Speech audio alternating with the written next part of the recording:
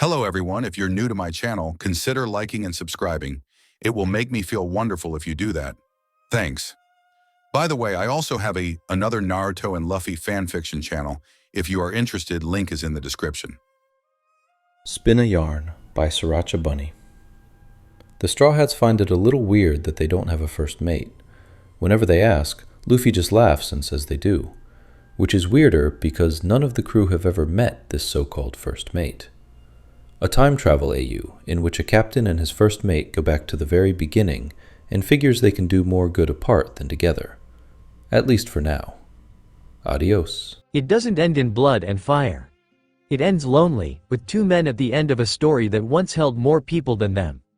Laugh Tale is neither a paradise nor a living hell, it simply is.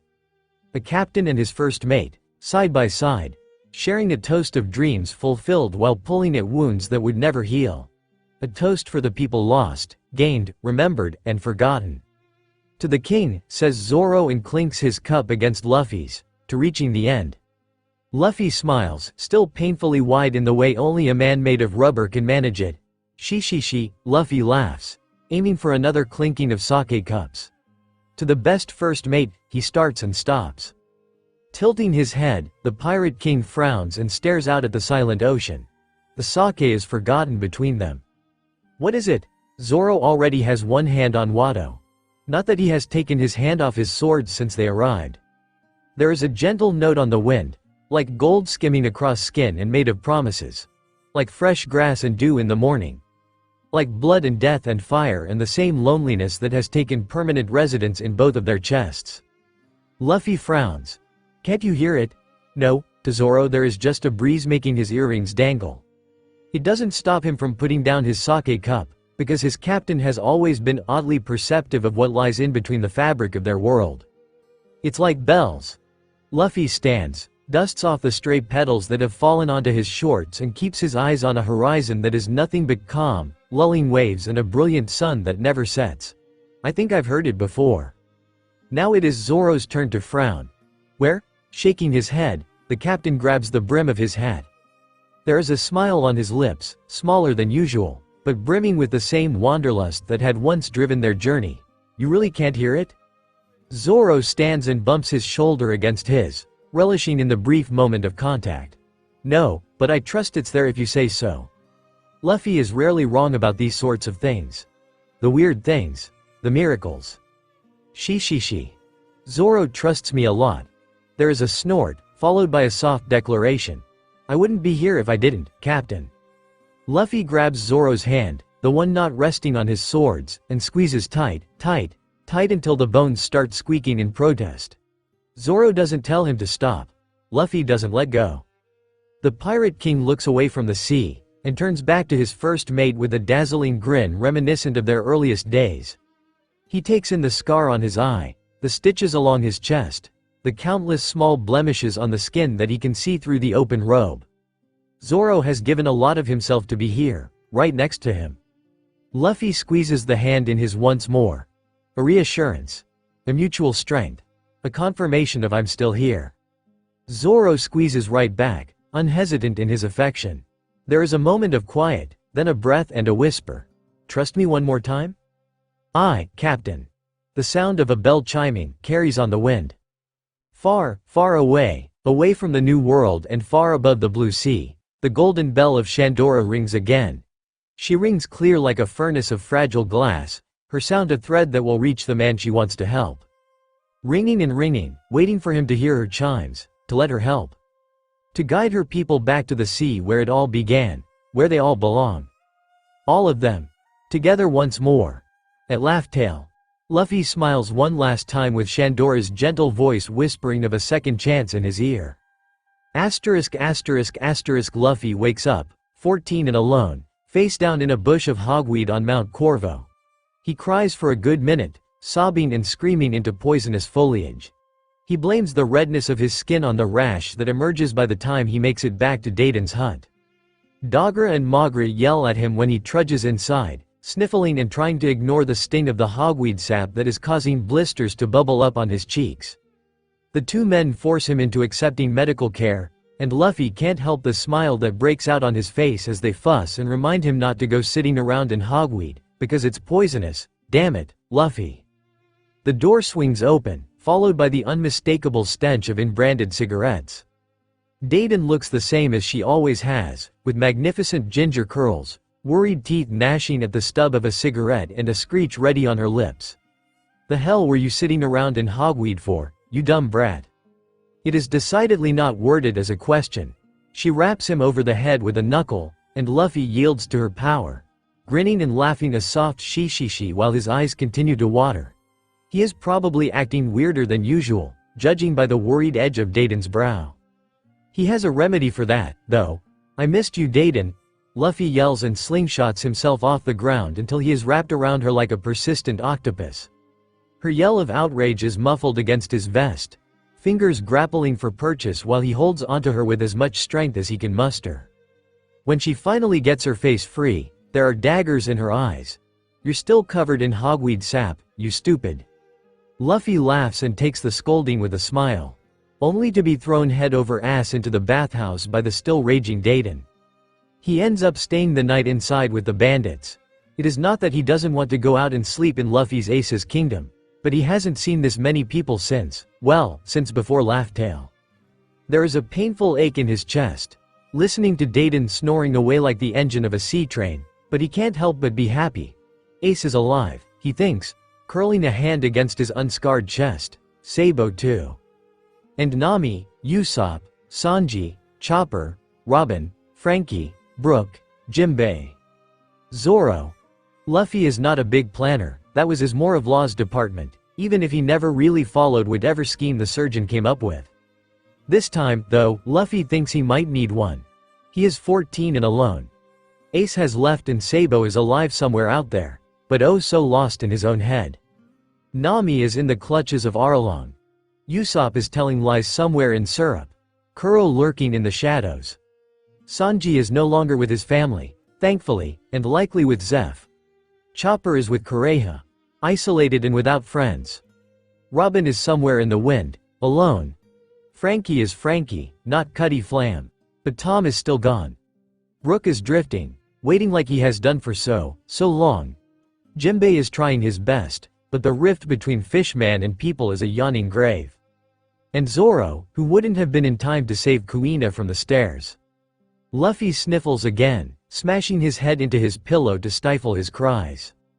Shandora, beautiful and brilliant and hopeful, has brought him back, but still not far enough back to stop his crew from hurting. Luffy settles in for the night, drinking in the snores and grumbles of the mountain bandits like a starving man, and tries not to think how he has failed before even getting started. Asterisk. The hell is this? Dayton's scream is loud enough to wake the dead, even if she is outside the hut itself. Luffy wakes with a small MRPH and a hand rubbing the gunk of sleep from the corner of his eyes. He is still covered in bandages, but pleased to note that the hogweed swelling has gone down and appears non-existent. Luffy, get your ass out here. Whoops, Dayton is still yelling. Dagra and Magra are cowering in the corner, eyes wary when Luffy merely reaches for his straw hat, plops it onto his head and skips out the door to see what the woman is yelling about now. It is too early in the morning for him to have done anything wrong.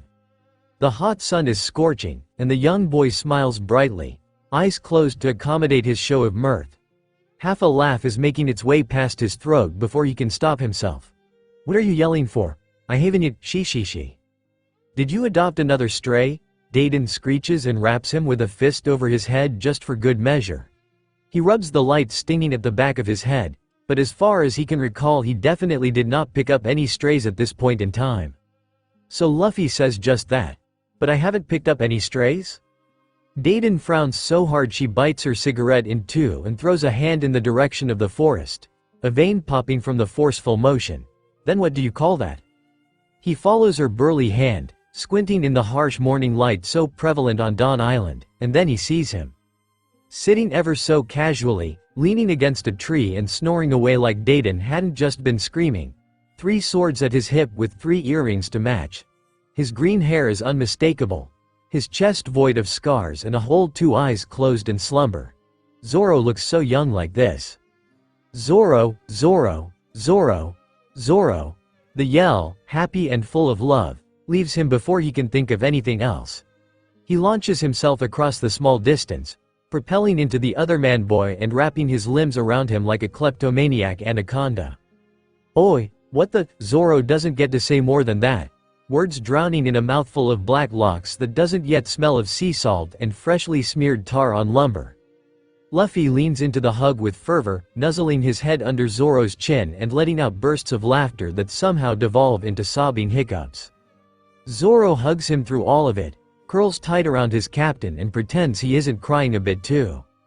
Scowling at them, and perhaps slightly worried about Luffy though she will deny it to her dying day, Deiden puts her hands on her hips and tries to look menacing. "I'm not taking in another one," she huffs, eyeing the bundle of swords next to his hip. "Unless this one is actually useful." Had this Zoro not lived through several Yonko encounters and the wrath of the world government, he might have been a little intimidated by the mountain bandit. As it stands, Zoro smirks at her and gestures to Luffy with a cock of his head. "Depends on my captain." That comment gets him another wet laugh, and then Luffy is leaning back. He slaps his cheeks and wipes the snot and tears off his face with the corner of his vest. "Stay." Aye, Captain," says Zoro, and stands up before his legs can cramp any more than they already have. He ruffles Luffy's hair and picks up the fallen straw hat, putting it back where it belongs. Luffy bats at his hand with a grin.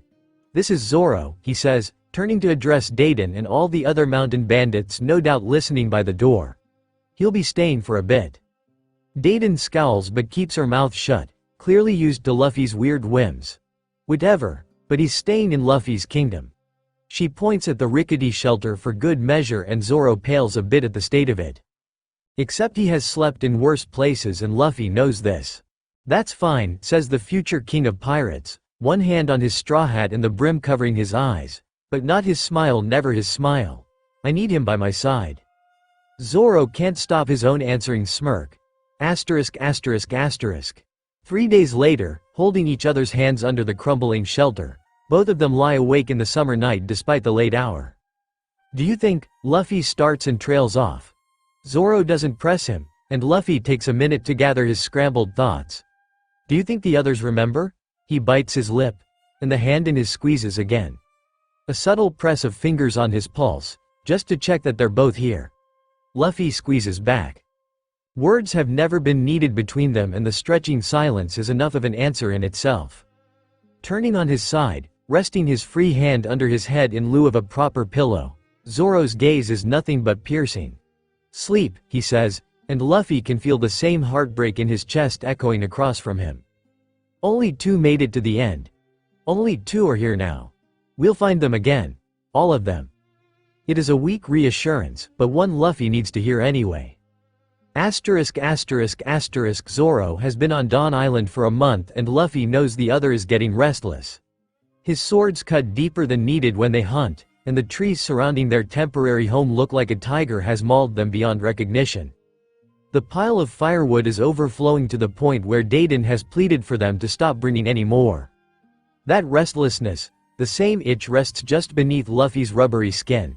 The knowledge that what they're doing isn't propelling them forward fast enough, but nevertheless it is necessary. Their minds might be older, might have knowledge of hockey and ancient weapons and stories of a century that ceased to exist.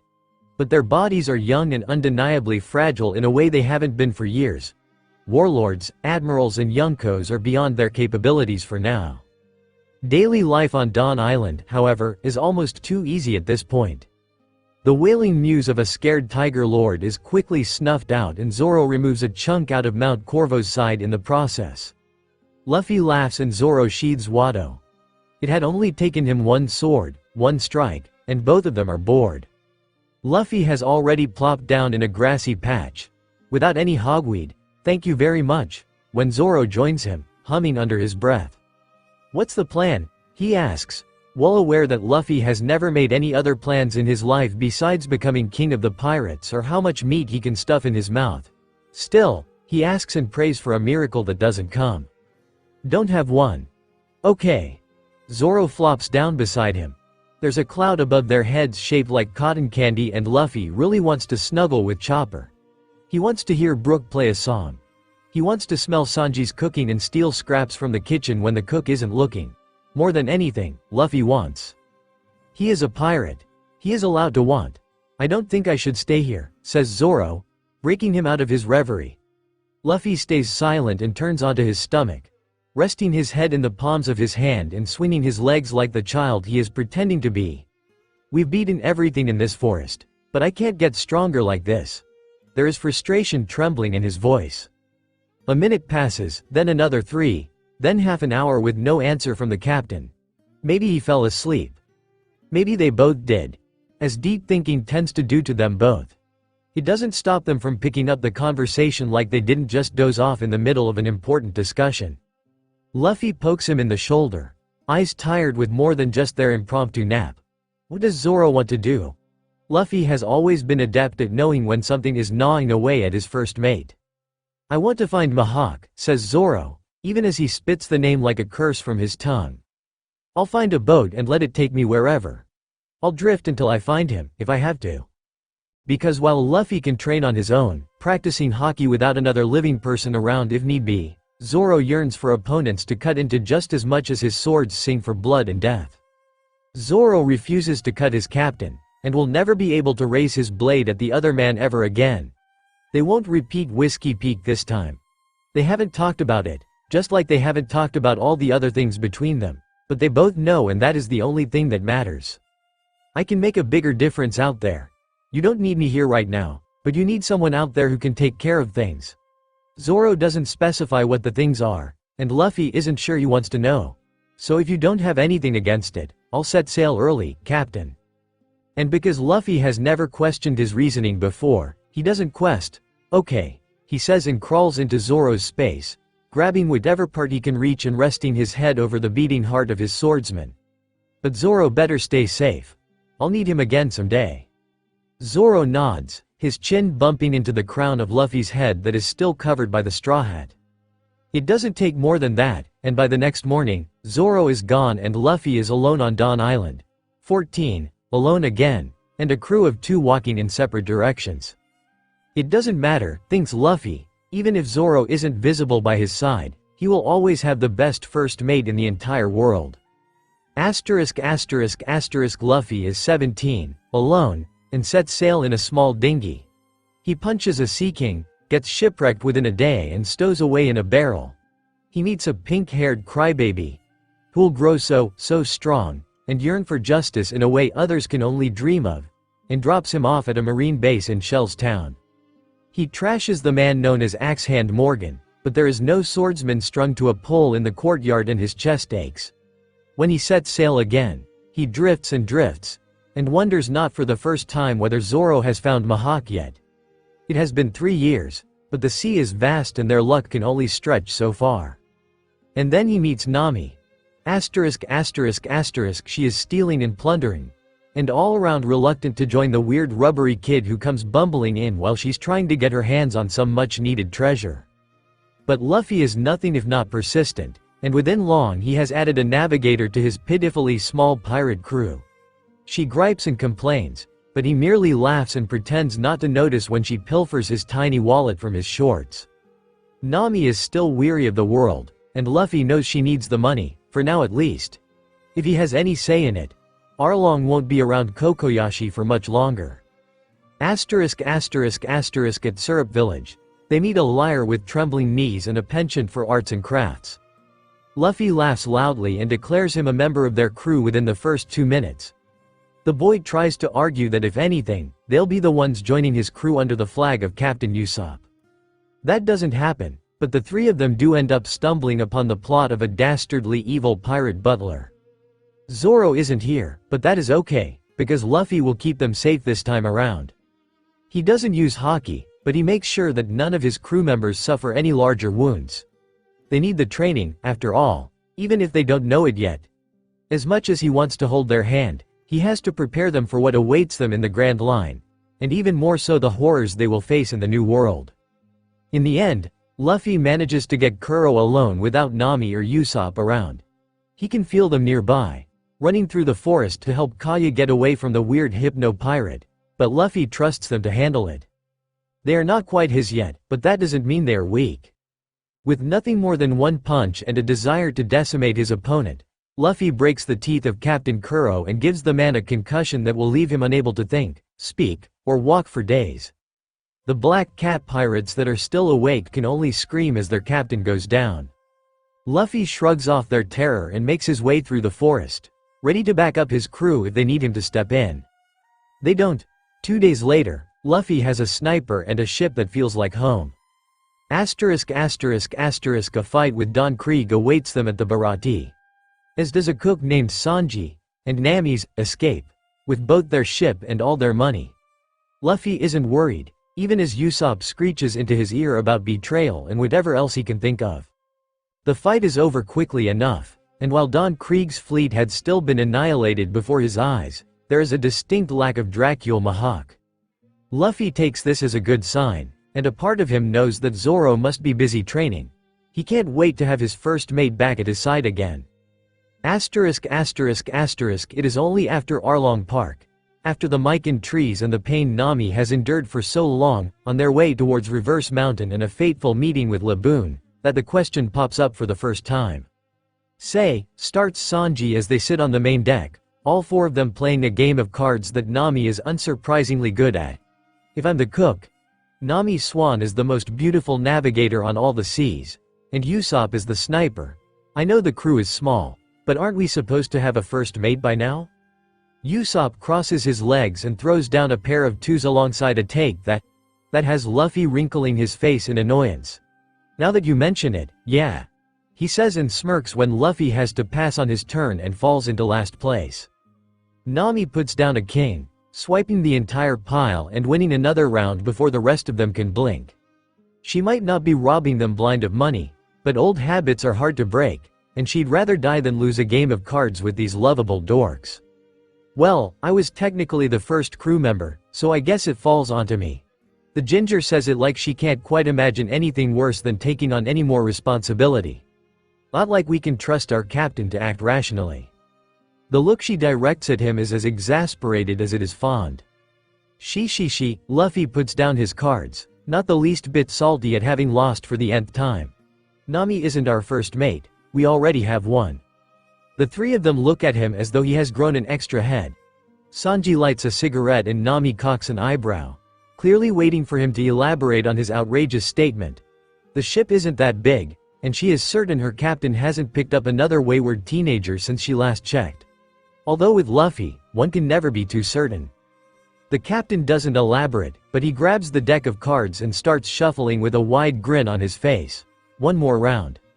With a plea from Vivi, a princess and a duck become part of the life on board the Going Merry. He sees Robin again, if only for a second and with a threat on her lips. They make it all the way to Little Garden before Luffy has the nagging feeling that he is forgetting something important. It is a throbbing at the base of his skull, like a pounding headache and a warning wrapped in one. He doesn't heed it, because he needs to go and save his crew from the stupid Baroque Works agents.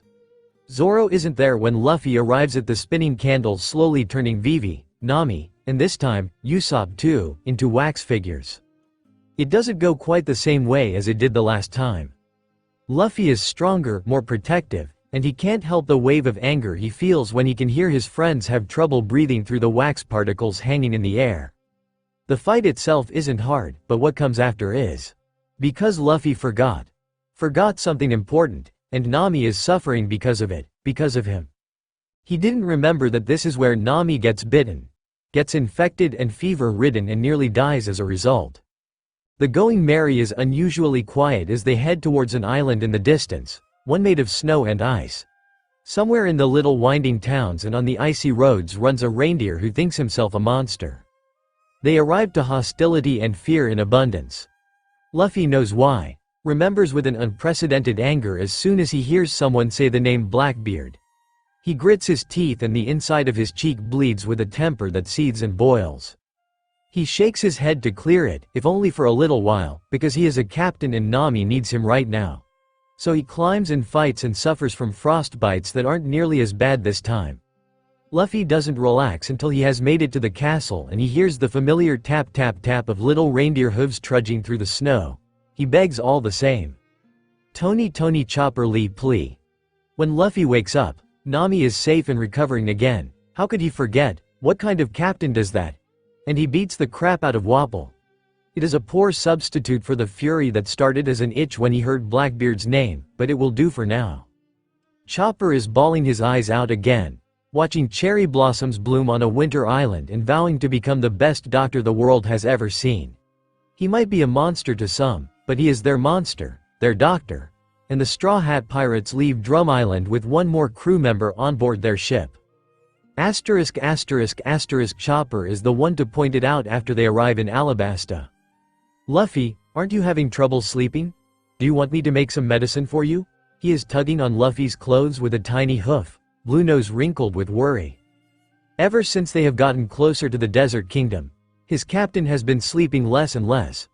Nami has noticed too, Chopper knows. But Luffy has shrugged off her concern every time. Except Chopper is a doctor. And Luffy might be his captain and a friend, but he is also a constant patient. I'm fine, Luffy says with a grin, the dark circles under his eyes a stark contrast to his statement. Don't worry about it, Chopper. The response elicits another frown from the reindeer, and Luffy decides that won't do and proceeds to tickle the heck out of their doctor until he is a laughing and whimpering mess of a reindeer. Luffy doesn't tell them that his mind is whirling full of possibilities of what could go wrong. He trusts his crew, trusts them with his life and the kingdom of Alabasta. But they are young and inexperienced, and more than ever, Luffy feels the Zoro-shaped hole at his side. Alabasta will be a trying time for them all, and Luffy can't be everywhere at once. There are dangers around every corner and Luffy knows they will have to stand on their own 2 feet. He is prepared for Crocodile this time, but even with all the extra training, his body isn't up to snuff yet. He can't relax. He can't sleep. Luffy keeps one eye open at all times, reassuring himself that his crew is still here. He naps as much as he dares, but jerks awake at every little sound, and it is taking its toll on him. When Ace is standing on the railing of the Going Merry, Luffy's shoulders sink into a semblance of relief that hasn't been there for days. It is his first time seeing his brother since he came back, and it punches him in the gut like an elephant gun. The hug they share is tighter than usual, but Ace merely laughs and ruffles his hair like he always does. He bows and thanks the crew for taking care of his little brother, and Luffy tries to stifle the tears threatening to burst out of him. He clings and clings and clings, and when Ace decides to stay for a few days, he slips into a deep sleep that settles a part of him. Ace is breathing, carting a hand through his hair as Luffy has his head in the other man's lap and fists clenched in whatever clothing he can reach. Ace is alive. He tells himself and breathes in the scent of embers and warm sunlight that clings to his brother's skin. Around him, Usopp talks in his sleep, Sanji snores. Nami turns with a murmur and Chopper breathes through his stuffy nose with a little whistle of a sound. His crew is alive. He ponders, if only for a second, whether he should tell Ace. Don't go after Blackbeard, please, please, please. Wonders if he can change anything if he utters 3 different words instead. Sabo is alive. In the end, he says neither. Ace keeps watch over the mismatched crew his little brother has gathered, and Luffy sleeps like a rock for the first time in a while. When Ace gives him his Vivre card the next day, Luffy grips it tight in his hand. Thank you, he says with a smile. He pulls Ace into another hug, clings just a bit more for now and allows himself to have this. I love you. His voice trembles and Ace stills. They have never said it out loud before, but Luffy won't let that stop him now. He loves his brother. He knows Ace is still struggling with the mere thought of his existence, and if this can help relieve a fraction of that doubt, Luffy will say it as many times as he can. Luffy pretends not to notice the wet sheen to Ace's eye when they let go, and the man brings down the brim of his hat and sniffles for a bit. Ah, got some sand in my eye. Chopper tells him sand in the eyes can be dangerous, but Nami merely pats his head and whispers how it is a metaphorical grain of sand. The doctor doesn't quite understand, but he lets it go anyway. He is good like that. Not warning Ace about Blackbeard is gnawing at Luffy's stomach, but a part of him knows that from where he stands, he cannot prevent this. Another part of him, his heart, heavy and full of faith, knows that out there in the world, a swordsman wanders and is causing havoc. A first mate that will hunt the people who hurt them, before they have a chance to do so again. So Luffy says nothing, ignores the pit in his stomach, and trusts Zoro to have his back this time too, albeit in a different way. Luffy looks forward instead, fights Crocodile to hell and back, and comes out of Alabasta without a claw through his chest. His friends still safe, and Nico Robin stowing away on the Going Merry. At Mocktown, they are still laughed at. What Luffy doesn't see is Blackbeard's vile face choking on pies and alcohol. And he knows he made the right decision not to tell Ace in Alabasta. Knows he made the right decision to trust his first mate. Zoro and him have always been on the same wavelength after all, no matter how many years or miles apart. Skypia is harder than anything Luffy has ever done. Not because the fights are harder, but because the separation of the crew tastes like sour failure on his tongue. He knows about mantra now, and what to expect. But that knowledge doesn't stop his crew from being beaten within an inch of their life, and Luffy tries so hard to finish his fights faster so that he can help his friends. He can't because Enel is a bastard, and despite his best, worst, efforts, a civil war breaks out anyway. Usually it would have been fine. Luffy will focus on the big guy pulling the strings. Except his first mate isn't there to pick up the pieces, and every day pushes Luffy into the role of both captain and acting first mate. One day soon, he thinks he might break under the pressure of it all. He wants his crew, his friends, his family to be safe. Like any good pirate, Luffy wants, but he knows that, for now, he can't have what he wants. So he beats Enel and makes up his mind. After they party and steal enough gold to satisfy Nami's cravings, Luffy sits them all down on board the deck of the Going Merry. More serious than his crew has ever seen him before. He tries to put a smile on his face like usual, but it doesn't come to him quite as naturally as he hoped it would. Robin, ever so perceptive, takes notice. "What is wrong, Captain?" she asks, and her soft tone is enough to draw the attention of everyone else. Chopper is close to dozing off on Usopp's lap, but he snaps out of it and Usopp grips his fur just a bit tighter than usual. Nami, too, stays quiet. Sanji inhales another puff of smoke from his cigarette. Luffy twitches under their imploring gazes. He isn't used to being this serious, but he can feel the necessity of it all down to the tip of his toes. Knows what awaits them, and that they are running out of time. "I want us all to train together. I want all of us to get stronger.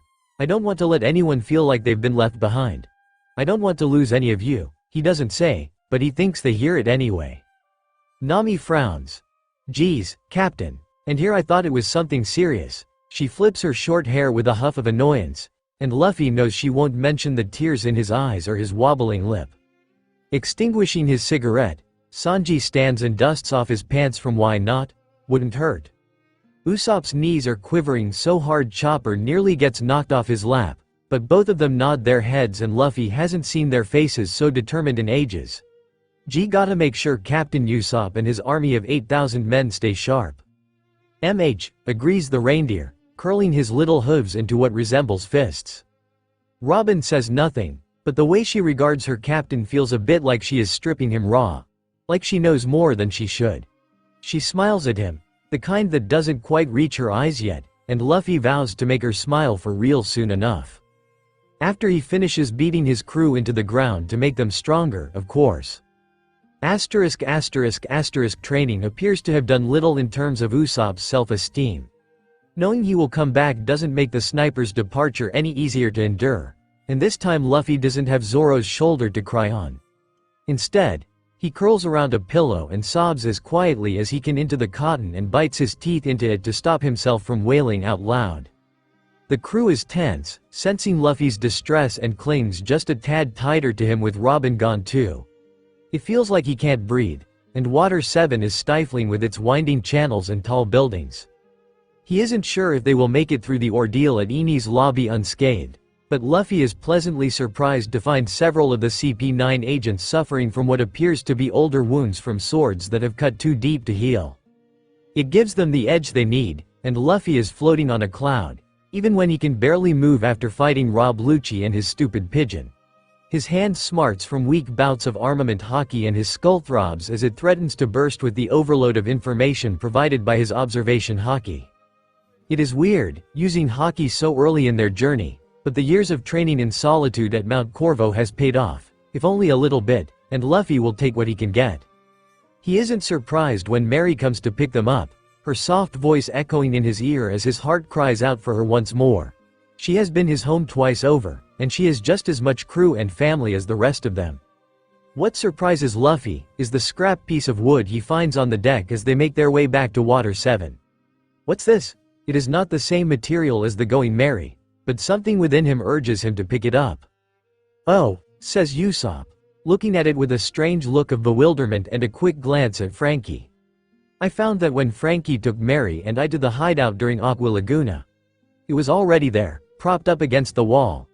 I've been meaning to ask you, Frankie, did you make it? The cyborg stumbles over with a frown, grabbing the scrap of wood and turning it over in his hands.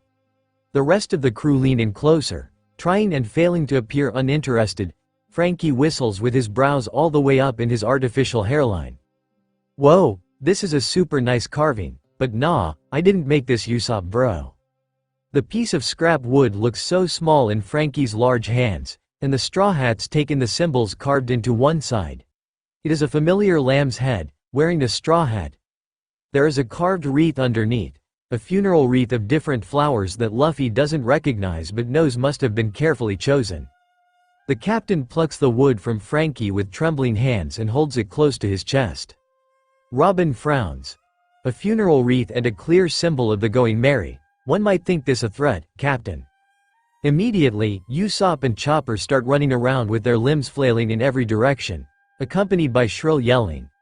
Nami grows pale, clutching her wounds and scanning the horizon as though she expects another enemy to drop into their lap any moment now. Luffy smiles. Nah, he says and leaves it at that. The others don't press, but they do relax at the conviction in his voice. He traces the carving with reverence, uncaring of whatever splinters might lodge themselves in his rubbery fingers. Zoro hasn't been on this Mary, but he mourns her all the same. It is only right that he gets to say goodbye to her too. Flowers wouldn't keep, and Luffy doesn't know when Zoro was in Water 7, only that he has been. When they give Mary the funeral pyre she deserves, the carved piece of wood is leaning against her broken mast. A message of mourning from a friend she didn't get to meet in this lifetime, but feels a connection with all the same. Thank you, she whispers, cradling their hearts in her hull for just another moment longer. For taking me on adventures again. For loving me, one more time. The Straw Hats cry as the flames consume her. Far from Water 7, in a bar surrounded by ruffians and pirates alike on some remote island he can't remember the name of, sits a swordsman with a cup of alcohol.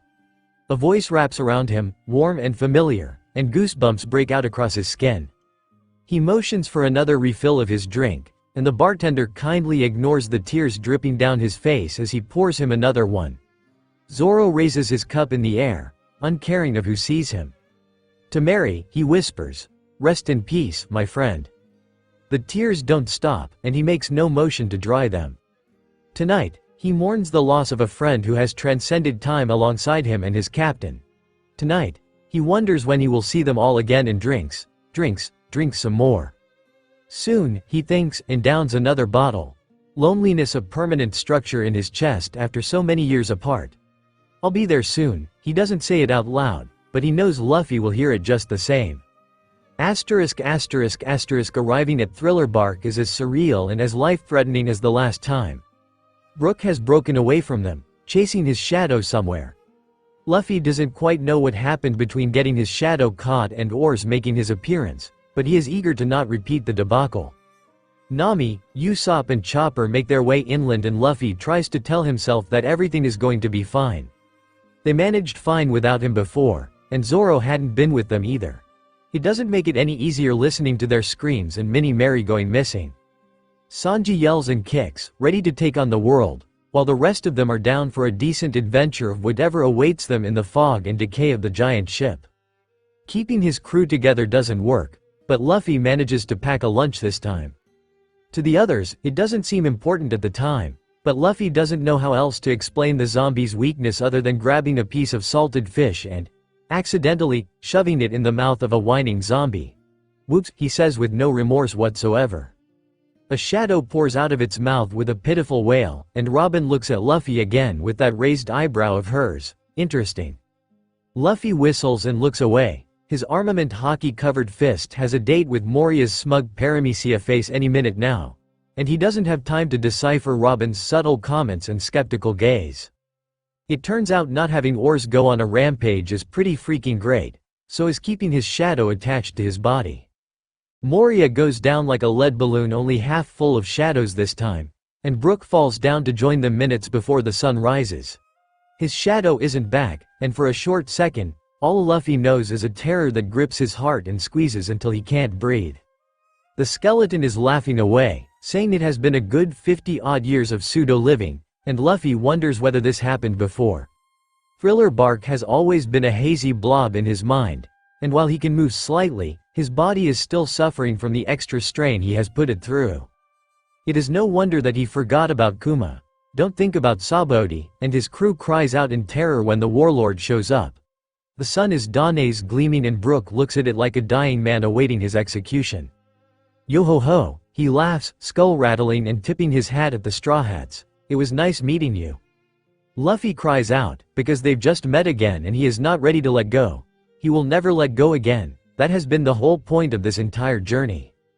Standing tall, one paw on a Bible and another gloveless, Kuma ignores the commotion.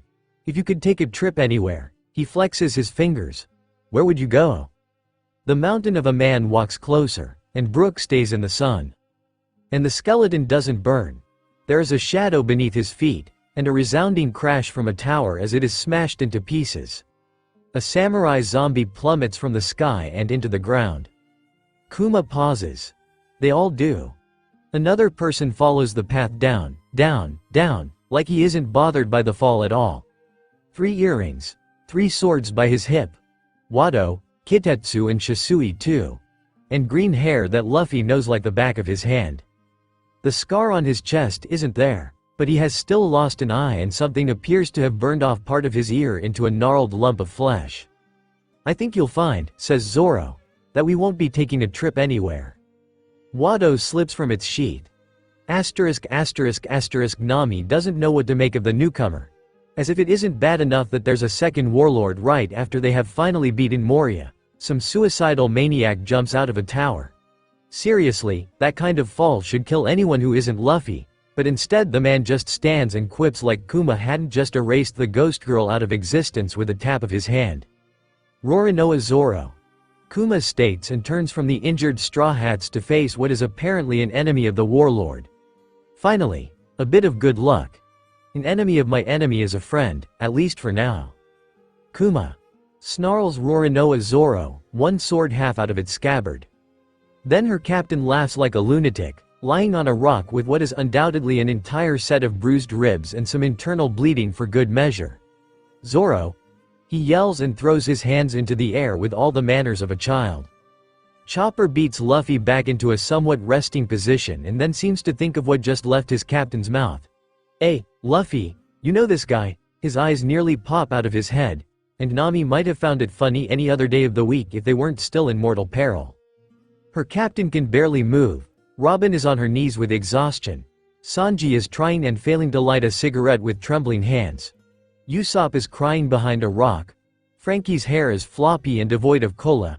And Chopper is too busy fretting over all of them to pay attention to his own injuries. Brook, alone, stands in the sun and cries. Era. I can cry even without eyes, yo-ho-ho. Nami grabs her Klima tact and turns back to the battle between Kuma and this Roronoa Zoro, except it isn't much of a battle. Kuma is on the ground, bleeding but breathing, and the swordsman is sheathing his sword again. His shoulders are drawn up to his ears, so tense she can see his outline shivering from the strain. Kuma taps himself with a pawed hand, and suddenly he is gone. Nothing left but a bunch of injured Straw Hats and a stranger who just annihilated a warlord. Nami gulps and clutches a dial on her Klima tact, ready to unleash a hellstorm if need be. She is by far the least injured out of them all, and she will protect her crew. The swordsman looks at them, one by one. Is he trying to find the weakest link? Until his gaze settles on Luffy. That reminds me. He starts digging around in a pocket in his robe and pulls out a small coin purse. This Zoro fellow chucks it at Luffy and there is a faint clatter from the purse that sounds like money.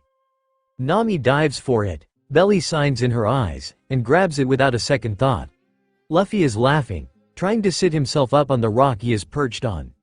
Usopp's protests in the background fall on deaf ears, because Nami can spot something shiny and glittering at the bottom of the purse.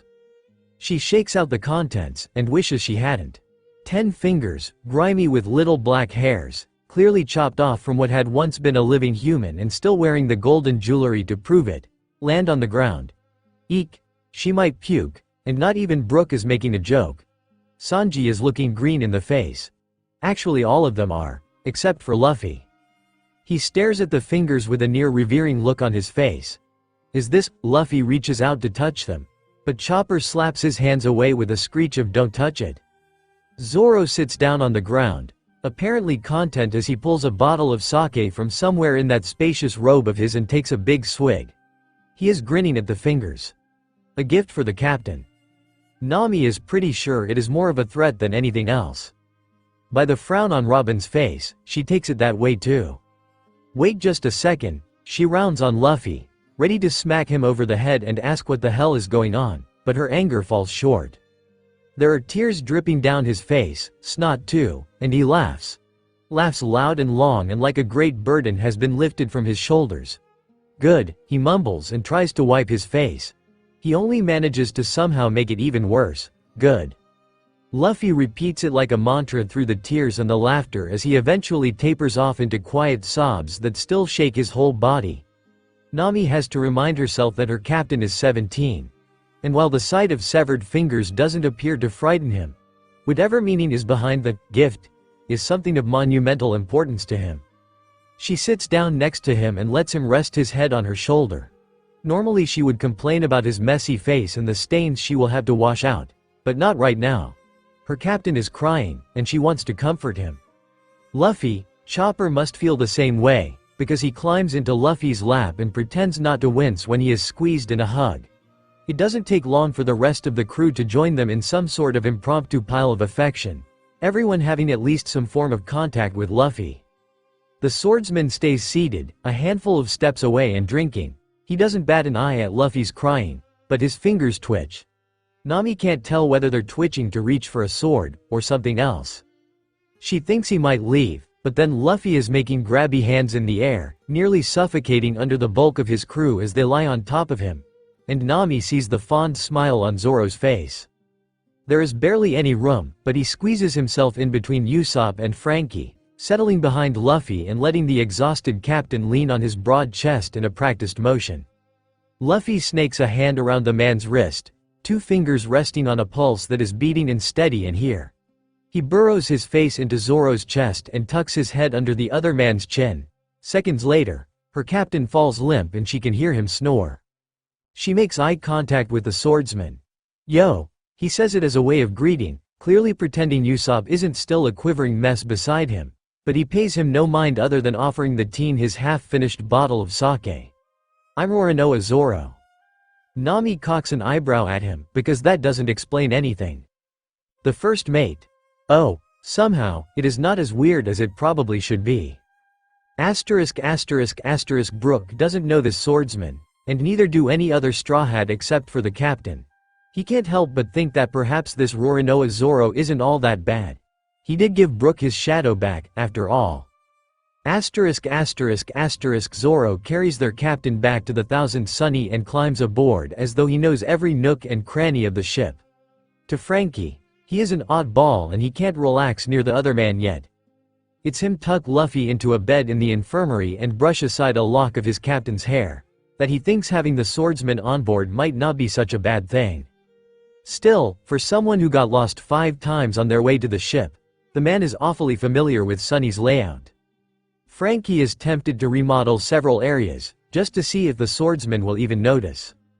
And no, it is not because he is bitter that Zoro turned down a grand tour of the Sunny, it is not. On the first night after Thriller Bark, Robin is on watch. Roronoa is a strange character. Part of her wants to be wary, as mistrust is deeply rooted within her very being. But her captain had smiled at the man, had clung to him without hesitation and had shed tears in his presence. It is a privilege the Straw Hats have not witnessed often despite their long time at sea together and sharing close quarters. It took Roronoa less than 5 minutes to gain that kind of trust from her captain. The swordsman still hasn't left Luffy's side, and last time she peeked into the infirmary, both of them had been asleep in the same bed, snoring away. She decided then not to keep the extra eye, but she does keep the extra ear. Which is why she isn't surprised when she hears the soft gasps and choked cries that accompany a nightmare. What surprises her is that they come from the swordsman. The door to the deck opens, and Roronoa steps out on unsteady feet. He leans over the railing, gasping in lungfuls of sea air, and she can see the pulse in his neck throb far too quickly. His brow is lined with sweat, and he shakes where he stands. This won't do, Robin decides, because her captain has already claimed this man as one of them. Swordsman. She announces her presence, because she has no doubt he might accidentally punch her in the throat if he gets spooked. He doesn't spook, but he does tense and keeps his gaze on the sea. She stands next to him, and takes a chance. She knocks their shoulders together for a brief moment. Zoro breathes out, wills his pulse to calm down, and leans into her side with an unprecedented amount of trust for a man who has lost an eye and most of an ear. She feels him grip her hand, but she stays calm. They admire the dark sea in a companionable silence. Much like the dear captain, this man seeks contact in small ways. Like he can't quite believe someone is there unless he can feel them. Robin wonders how many people this man has lost, to trust strangers so completely. Chopper doesn't like the smell of the swordsman. It is steel and blood, lingering so close to his skin that the reindeer knows it won't come off no matter how many showers the man takes. Luffy is sleeping in one of the infirmary beds while Chopper reapplies bandages. Zoro hasn't left the captain's side in the days he has been on board their ship, but Chopper has managed to bully the other man into not drinking while in the sickbay. Luffy, meanwhile, has somehow managed to sleep through all of it. Zoro's one eye is trained on the practiced motion of his hooves slathering some ointment onto the bruised parts of Luffy's skin that aren't covered in bandages. "You're a good doctor," says Zoro, without any prompting. Chopper, despite his will to live and fear of the man, swears at Zoro with his usual fervor and a blush visible through his fur. That sort of praise doesn't make me happy at all, you stupid swordsman." Instead of a sword to the face, Chopper gets a genuine smile, and underneath the steel and the blood there is something like cherry blossoms. It smells like fondness and devotion. Sanji is pretty sure the swordsman has a drinking problem. Luffy has always insisted they keep a large stash of alcohol aboard their ship at any given point in time, despite none of them drinking hard liquor more than once in a blue moon. But when he checks the cabinet on the third day since the stupid moss head came aboard the Thousand Sunny, there is one bottle left and it's not even the good stuff. Naturally, Sanji flies out of the kitchen door with fire in his eyes and a shoe aimed at the swordsman's head. "Oi, moss head." He is blocked by a sword and a yawn. Zoro has grass in his hair from where he must have been napping on the deck. "There is one bottle of sake left. You bottomless pit. What if Nami Swan and Robin-chan want to drink later, huh? Then stock up better." The guy grumbles, unafraid of Sanji's mounting wrath. "Huh?" He can't stop his eye from twitching at the sheer audacity. "I said, then stock up better, are you going deaf in your old age?" Flinging his head forward, Sanji headbutts the guy that is clearly the same age as himself. "If anyone is deaf, it's you, you shitty, drunken mosshead." He gets a headbutt in return, and both of them are growling at each other, unrelenting. If the swordsman wanted to, he could have drawn any of his 3 swords by now and cut Sanji's hands in the same way he had delivered 10 severed fingers to Luffy. Zoro doesn't, but he screeches insults at a volume Sanji is quick to match. No, they definitely don't get along, but Sanji can feel his stress melting away as they bicker. For a mosshead, he doesn't seem half bad.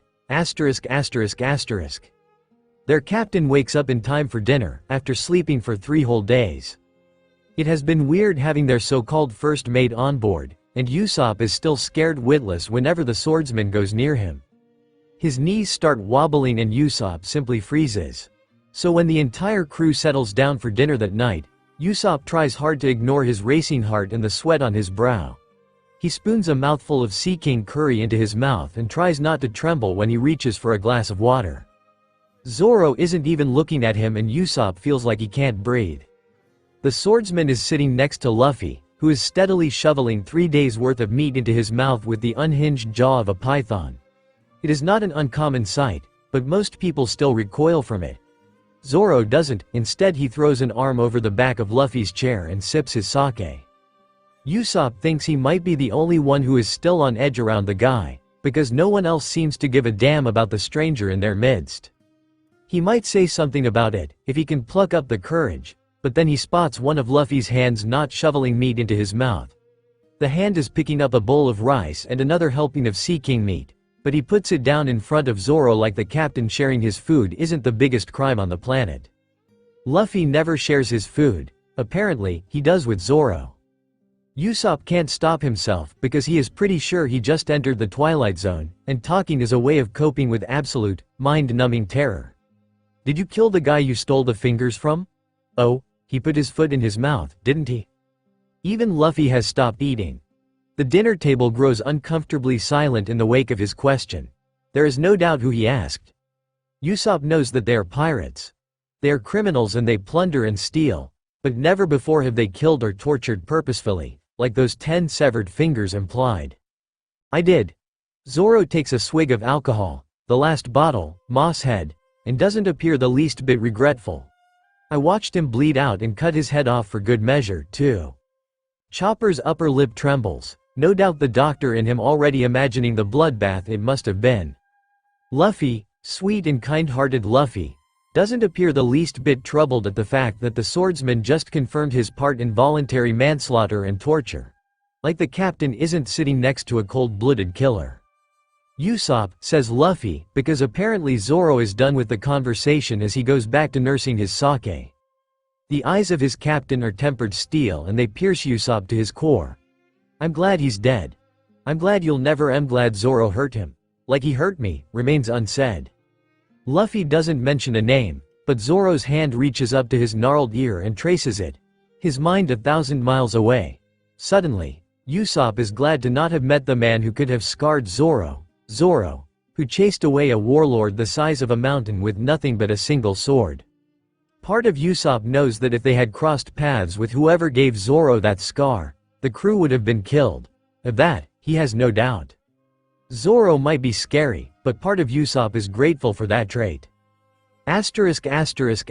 Only once more had the question of first mate popped up in conversation, before they had encountered the perpetually tipsy swordsman. It had been after the chaos that had been Eni's lobby, with the newly christened Thousand Sunny and a cyborg shipwright on their crew. Who's the first mate? Frankie had knocked his hands together and posed, clearly expecting a straightforward answer that none of them could give. They had all been gathered on the lawn deck, and the man had frowned when no one jumped to answer him. Luffy had been napping, the rest of them enjoying the sun but nevertheless awake. Nami had kept one eye on her captain, and spun an answer that sounded stupid even to her own ears. We don't have one. Whenever we ask Luffy he just laughs it off and says we do, but we've never seen neither hide nor hair of a first mate. Robin had nodded assent to the statement. I have tried to ask our captain as well, but he has proven unusually adept at avoiding the topic. Technically Nami was the first crew member, so I guess she's it. Usopp said it like a question, and yeah, they probably should have discussed this way before they made it this far into the Grand Line. But hindsight was 2020. Sanji raised a hand in the air, puffing out cigarette smoke in the shape of hearts. Yash, all in favor of Nami Swan as our first mate? The rest of them raised their hands. Chopper had said she deserved the title since she was the one keeping them on track anyway, especially whenever the weather turned bad or Luffy chose to ignore all common sense. Nami had frowned. Acting first mate, then. She had agreed at the time, despite the unease at the sheer amount of responsibility resting on her shoulders. Inside her chest she had known that she wasn't really what a first mate should have been like. Sure, she could yell at them and they'd listen to her orders, but she had never been a solid rock in the way a first mate needed to be. She was constantly scared, out of her mind with worry, or telling Luffy what he couldn't do, only to have the rubbery captain turn around and prove her wrong. So when she sees Luffy sitting on the railing with a fishing rod, Zoro on the deck and napping no more than 2 feet away, she thinks Luffy was right about already having a first mate. That first day they had asked, playing cards and nearly getting themselves killed on Reverse Mountain. Nami can't be the rock the crew needs. She doesn't have the same fire in her chest that she can sense in Zoro. Said man's head lolls to the side, his snores soft and relaxed, and Luffy leans back to run one hand through the swordsman's green hair. It isn't an ease that has appeared in the span of the week Zoro has been with them. It is the sort of trust that can only come from near-death experiences and shared grief. Part of her wonders how long they must have known each other. Another part of her is glad that she can stop being acting first mate now, even if Zoro can't tell right from left and drinks every time he sees a bottle. She wouldn't make a good first mate anyway, no matter how much Sanji insists. Zoro had killed a man for Luffy, has probably killed more than one. Nami loves her captain, but that is a line she can't cross yet. Zoro can, and doesn't seem opposed to doing it again if the need arises. Zoro can hold his own against a warlord and walk away. Zoro can hold Luffy when he cries, because he can pick up the slack when his captain crumbles. He can be the rock they all need. Nami can't do that. But Zoro can. Luffy hasn't slept this well since Zoro left Dawn Island over 3 years ago. They are still missing Jinbei, but the crew feels more whole again. Complete, for now, as they make their way to the Sabaody archipelago. Luffy can't boast of having received many gifts in his lifetime. But the severed fingers of Blackbeard had his body relaxing within seconds. With Blackbeard gone, Ace's Vivre card had remained unchanged, and although Zoro's ear is mangled from what Luffy knows is a scar from the Yami Yami no Mi, his chest swells with pride every time he sees it. He can see the mangrove in the distance, from where he sits atop Sunny's mane. Sanji and Zoro are bickering over something stupid in the background, and Nami is without a doubt 2 seconds from knocking them both over the head. She, Luffy laughs, and gets ready to disembark on the weird non-island consisting of trees. Hachi has promised them takoyaki in return for their help with Kami, and his mouth is already watering at the thought. He remembers the taste well enough, but it has been so long a lifetime since he has had them. Takoyaki? I can't wait. The argument behind him has died down, and he senses Zoro close by. The swordsman doesn't dare step foot on his special spot on the Sunny, but there is a devilish grin on his face that promises adventure when Luffy turns to look at him. Oi, yells Usopp, pointing a quivering finger at Zoro. What's up with that smirk of yours? Knock it off, it's ska scary. Luffy cocks his head, but Zoro keeps the grin and shrugs. You'll see, he says, more mysterious than he has any right to be. I think you'll like this present, too. He hadn't been expecting another present from his first mate. Having Zoro close again is a present enough in itself. But then they get to the little takoyaki stand and Luffy eats his own words. 3 patrons are casually waiting for an octopus fish man to start cooking. Luffy knows these people. Hadn't expected to see them here, of all places. Go on, Captain, they're waiting for you. Zoro gives him a push forward with a snicker, and Luffy didn't think he could love the other man more than he already does. Bon Clay is munching away on a handful of dried squid, not a bandage on him and a grin on his face as he laughs at something Sabo just told him, the top hat and pipe unmistakable even after all these years. Portgas Dace sees him staring, pulls out a stool and pats the seat. Come on, Luffy. We're gonna have an eating contest. His brother laughs, his chest unmarred by magma and alive. 3 people he didn't think he would ever see sitting next to each other, but here they are. Wait for me. He slingshots himself into his brothers, and the friend who gave his life for him so long ago. Luffy laughs through his tears and grins so wide even his rubber cheeks ache. Zoro always knows what he needs the most, even before he knows it himself. And this, thinks Luffy, is what he has needed all along, his crew settling in around him, next to his family until he can't tell them apart, as they trade stories and eat their weight in takoyaki. This has been worth the wait. It ends the way it begins, with a captain and his dream to become the Pirate King. With the first mate following a man that encompasses the sun and breaks the world apart with his fists as well as his smile. It ends with a toast at Laughtail, a small laugh from Luffy, and something that Zoro can't hear no matter how hard he strains his ears. This sound, whatever it is for his captain alone. Trust me one more time? Whispers Luffy. That is a silly question. Zoro has already given Luffy everything, and he will give and give and give until his feet collapse, and his lungs stop pulling in oxygen. He will give from beyond the grave if fate will allow it. Death is but a trivial thing, when one can wake up next to Monkey D. Luffy every morning. Luffy knows this, so all Zoro says is, "Aye, Captain." It ends with a captain and a first mate at the edge of a sea, on an island made of dreams and the bones of friends stacked high on a hill. It begins again with infallible trust, a smidgen of hope, and a love so choking Zoro never knew he was capable of holding it in his heart. He wonders, for only a moment, if Luffy has known him capable of that much love all along. Zoro wakes up, 16 and decidedly not alone, knee-deep in the guts of a bounty he can't recall the name of. There is blood on his shirt, his face, his swords. They're not the right swords, not all of them. Zoro does the only logical thing he can think of, and pulls his sword from the bleeding body beneath him. A whimper and a wheeze follows. "Please," whispers the man, pressing a hand to his weeping wound. Tears dribble down his chin. "Please. Today is your lucky day." Zoro stands up, wiping the blade on the man's trousers in one smooth motion that probably has him closer to a heart attack. Which way to the nearest port? Zoro, at this age, does not tower over anyone but Chopper. But he looms in a way that suggests his shape is bigger, more menacing. The wispy visage of three faces are reflected in the morning light, and the bleeding man quells a scream. There is a vague memory in the back of Zoro's mind, something hazy and unimportant, and he knows that he killed him the last time around. The man coughs, blood on his lips and eyes wide. A shaking hand jerks its thumb in the direction of the forest, and Zoro goes blindly. There are flowers beneath his booted feet, lush grass and twittering birds flying overhead. The one thing that stands out is how tranquil the island is. He doesn't remember the name of this place, and if it weren't for the two swords at his hip that he hasn't seen in years, Zoro would be tempted to think he might still be at Laughtail. He knows he is not, though. The graves of his friends aren't here. Luffy isn't here. Zoro's hand settles on Watto's hilt, fingers gripping it tight. Watto has always been a precarious tether when his mind wanders to darker corners, and Luffy isn't there to chase the memories away.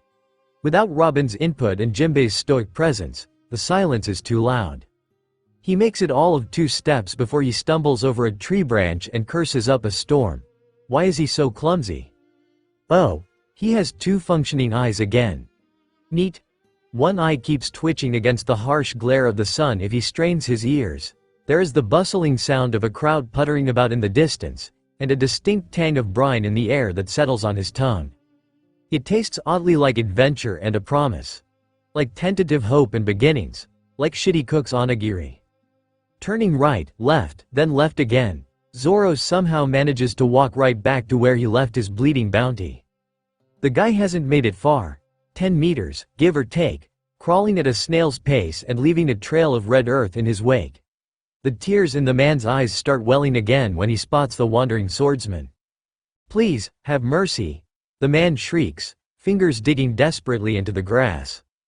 Zoro scoffs, spins on his heel and has half a foot inside the tree line again before he thinks better of it.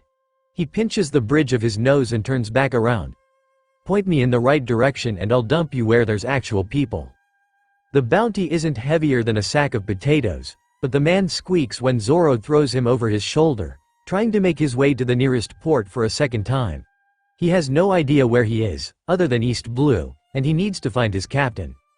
He needs to see Luffy alive smiling. Zoro walks past the exit 3 times, until the bleeding man gathers enough courage to smack Zoro over the head and yell at him. So what if he took a left when he was supposed to take a right? It's an island. He'll get there faster with a shortcut. Zoro dumps the man right at the edge of the village just to be petty. Thankfully, there are masts with sails swaying in the distance, and he can manage the rest of the way with only 2 weird alleyways cutting in between him and his goal. An old fisherman is repairing a net next to his boat. A tiny caravel, battered but so well loved that it makes his chest ache. It doesn't have the head of a lamb. It hasn't traversed the ocean for him. It isn't home. He misses the going merry like a swordsman would miss an arm. A phantom pain that kept aching and aching, even after the 1000 Sunny joined their crew. Sunny is great, but Mary will always be there first. But Mary isn't here, so this caravel will have to do for now. "Oi, you sailing to Dawn Island anytime soon?" The ship arrives at Dawn Island in the middle of the night, without much fanfare. Zoro pays for the trip with labor, hauling in speckled trout and redfish until the scent of it clings to his hair and sticks to his thoroughly wet clothes. Shitty Cook would have called him a drowned rat, and Zoro would have tried to strangle him in return. The inhabitants of the tiny town full of windmills have long since turned in for the night. Fuchsia Village is pleasant scenery, but it is not what he is here for. His gaze settles on the looming shadow of Mount Corvo, and he feels the thrum of observation hockey just beneath his skin. The faint impression of sea salt, straw, adventure, that is sleeping soundly somewhere ahead. It feels safe. A few animals follow in his footsteps. Hungry predators looking for an easy meal, but they won't find one here. One tiger squares up to him, but beneath the scent of sea and fish lies something else. A chanting whisper that sticks to his skin with a rasp of Asura, Asura, Asura. The tiger forfeits its life to Watto. The animals of Mount Corvo leave him alone after that. After all, it takes a predator to know a predator.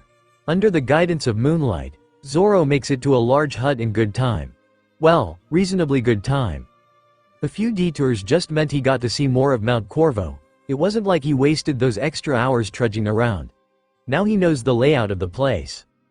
He settles down by a large tree, intent on keeping watch for the rest of the meager night, just in case. All of those animals might decide to take a bite out of his captain, and that won't do. He isn't even that tired, hasn't been up for long.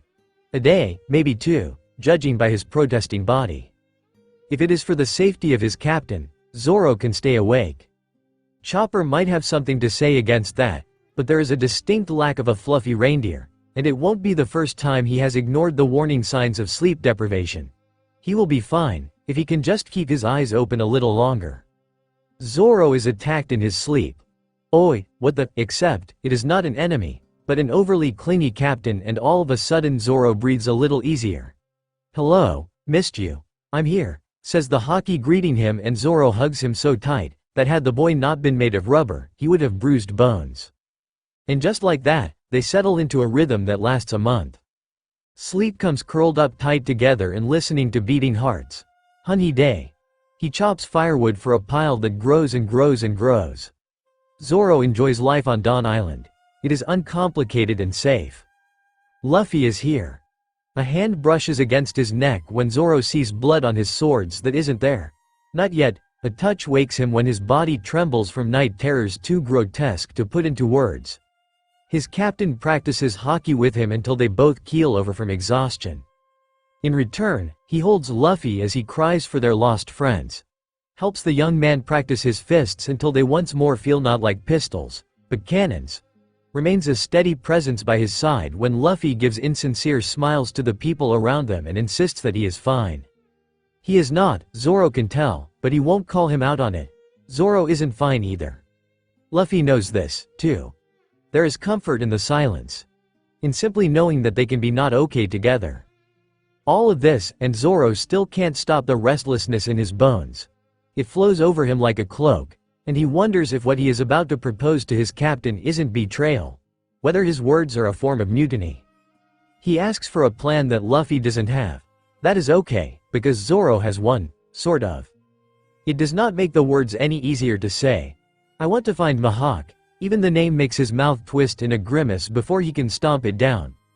Luffy needs him to be the first mate, and to do that, he can't stay here. I'll find a boat and let it take me wherever. I'll drift until I find him, if I have to. There is a thin, invisible thread between them. A bond held together from shared grief, adventures, and miracles. It solidified a long time ago, and even with this, it doesn't snap. It stretches, like Luffy, and brings the same warmth and acceptance as that smile Zoro is so stupidly fond of. Luffy crawls into Zoro's lap, and grants him permission. The decision is made with the same ease as every other decision they have ever made between them. With a hand squeezing his and a nod and a laugh. Never with words. Those are for goodbyes, and Luffy has said goodbye to too many people. Zoro will not be one of them. Out there, away from the blues and into the storm that is the Grand Line, Zoro can keep their crew safe. Can keep the monsters at bay while Luffy trains and prepares and gathers their family again. can make sure they all live until he can find them again. He holds Luffy until the other is asleep that night. Then he grabs his swords, wraps a bandana around his bicep and leaves the tent to the sound of Luffy's gentle snoring. It is strange, because Zoro has always disliked Luffy's snores. Now, though, he tries to burn them into his memory.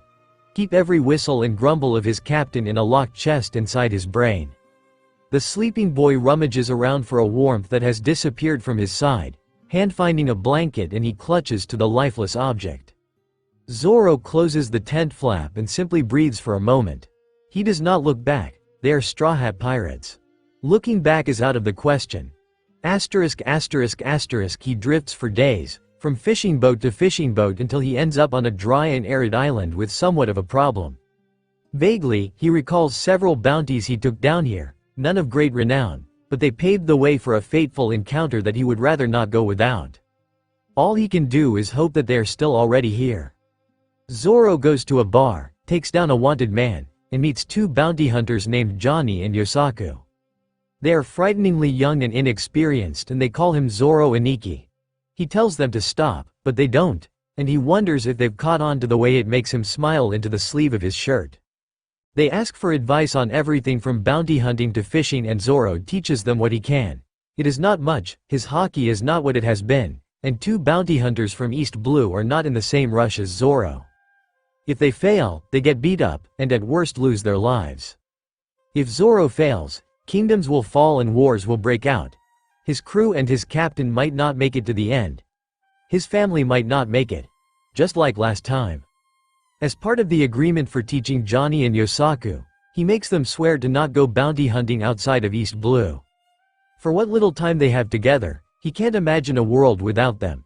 He tells them as much one night around a crackling bonfire, in a half-drunk moment of sentimentality, and curled up in a ratty sleeping bag on the ground.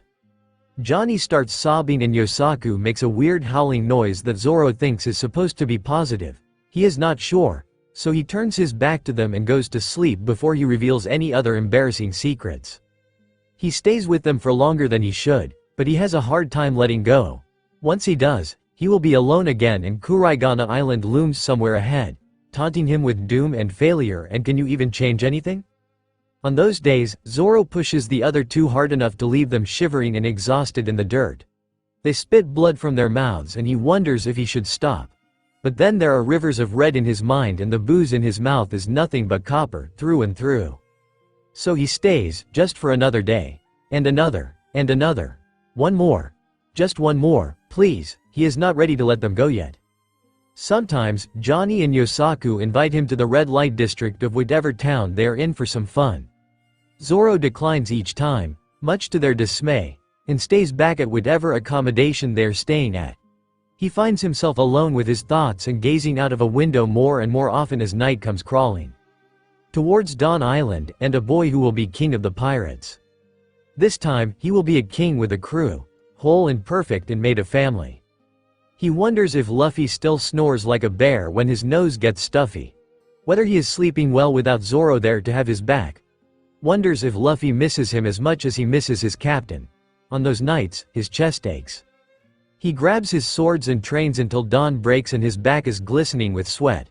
When Johnny and Yosaku return, they call him an overachiever and a show-off. That's okay, because Zoro has been called a lot worse, and their jabs always ease the pain a little bit. During his second month with them, they take down a bounty worth a few million belly without his help. The smirk on his lips when he congratulates them is a twitching mess. He wants to wait a bit longer. Enjoy Johnny and Yosaku's silly antics for another night of made-up card games that drains him of money he does not have. But he can't, and so he asks them to plot a course for Logia Town. Because Kuraigana Island is out there and countless enemies are waiting for him to slip up, to look away for just a second. Waiting for him to fail again. He loves Johnny and Yosaku, but he loves Luffy more. They have already come a long way with their bounty hunting. They will be okay without him.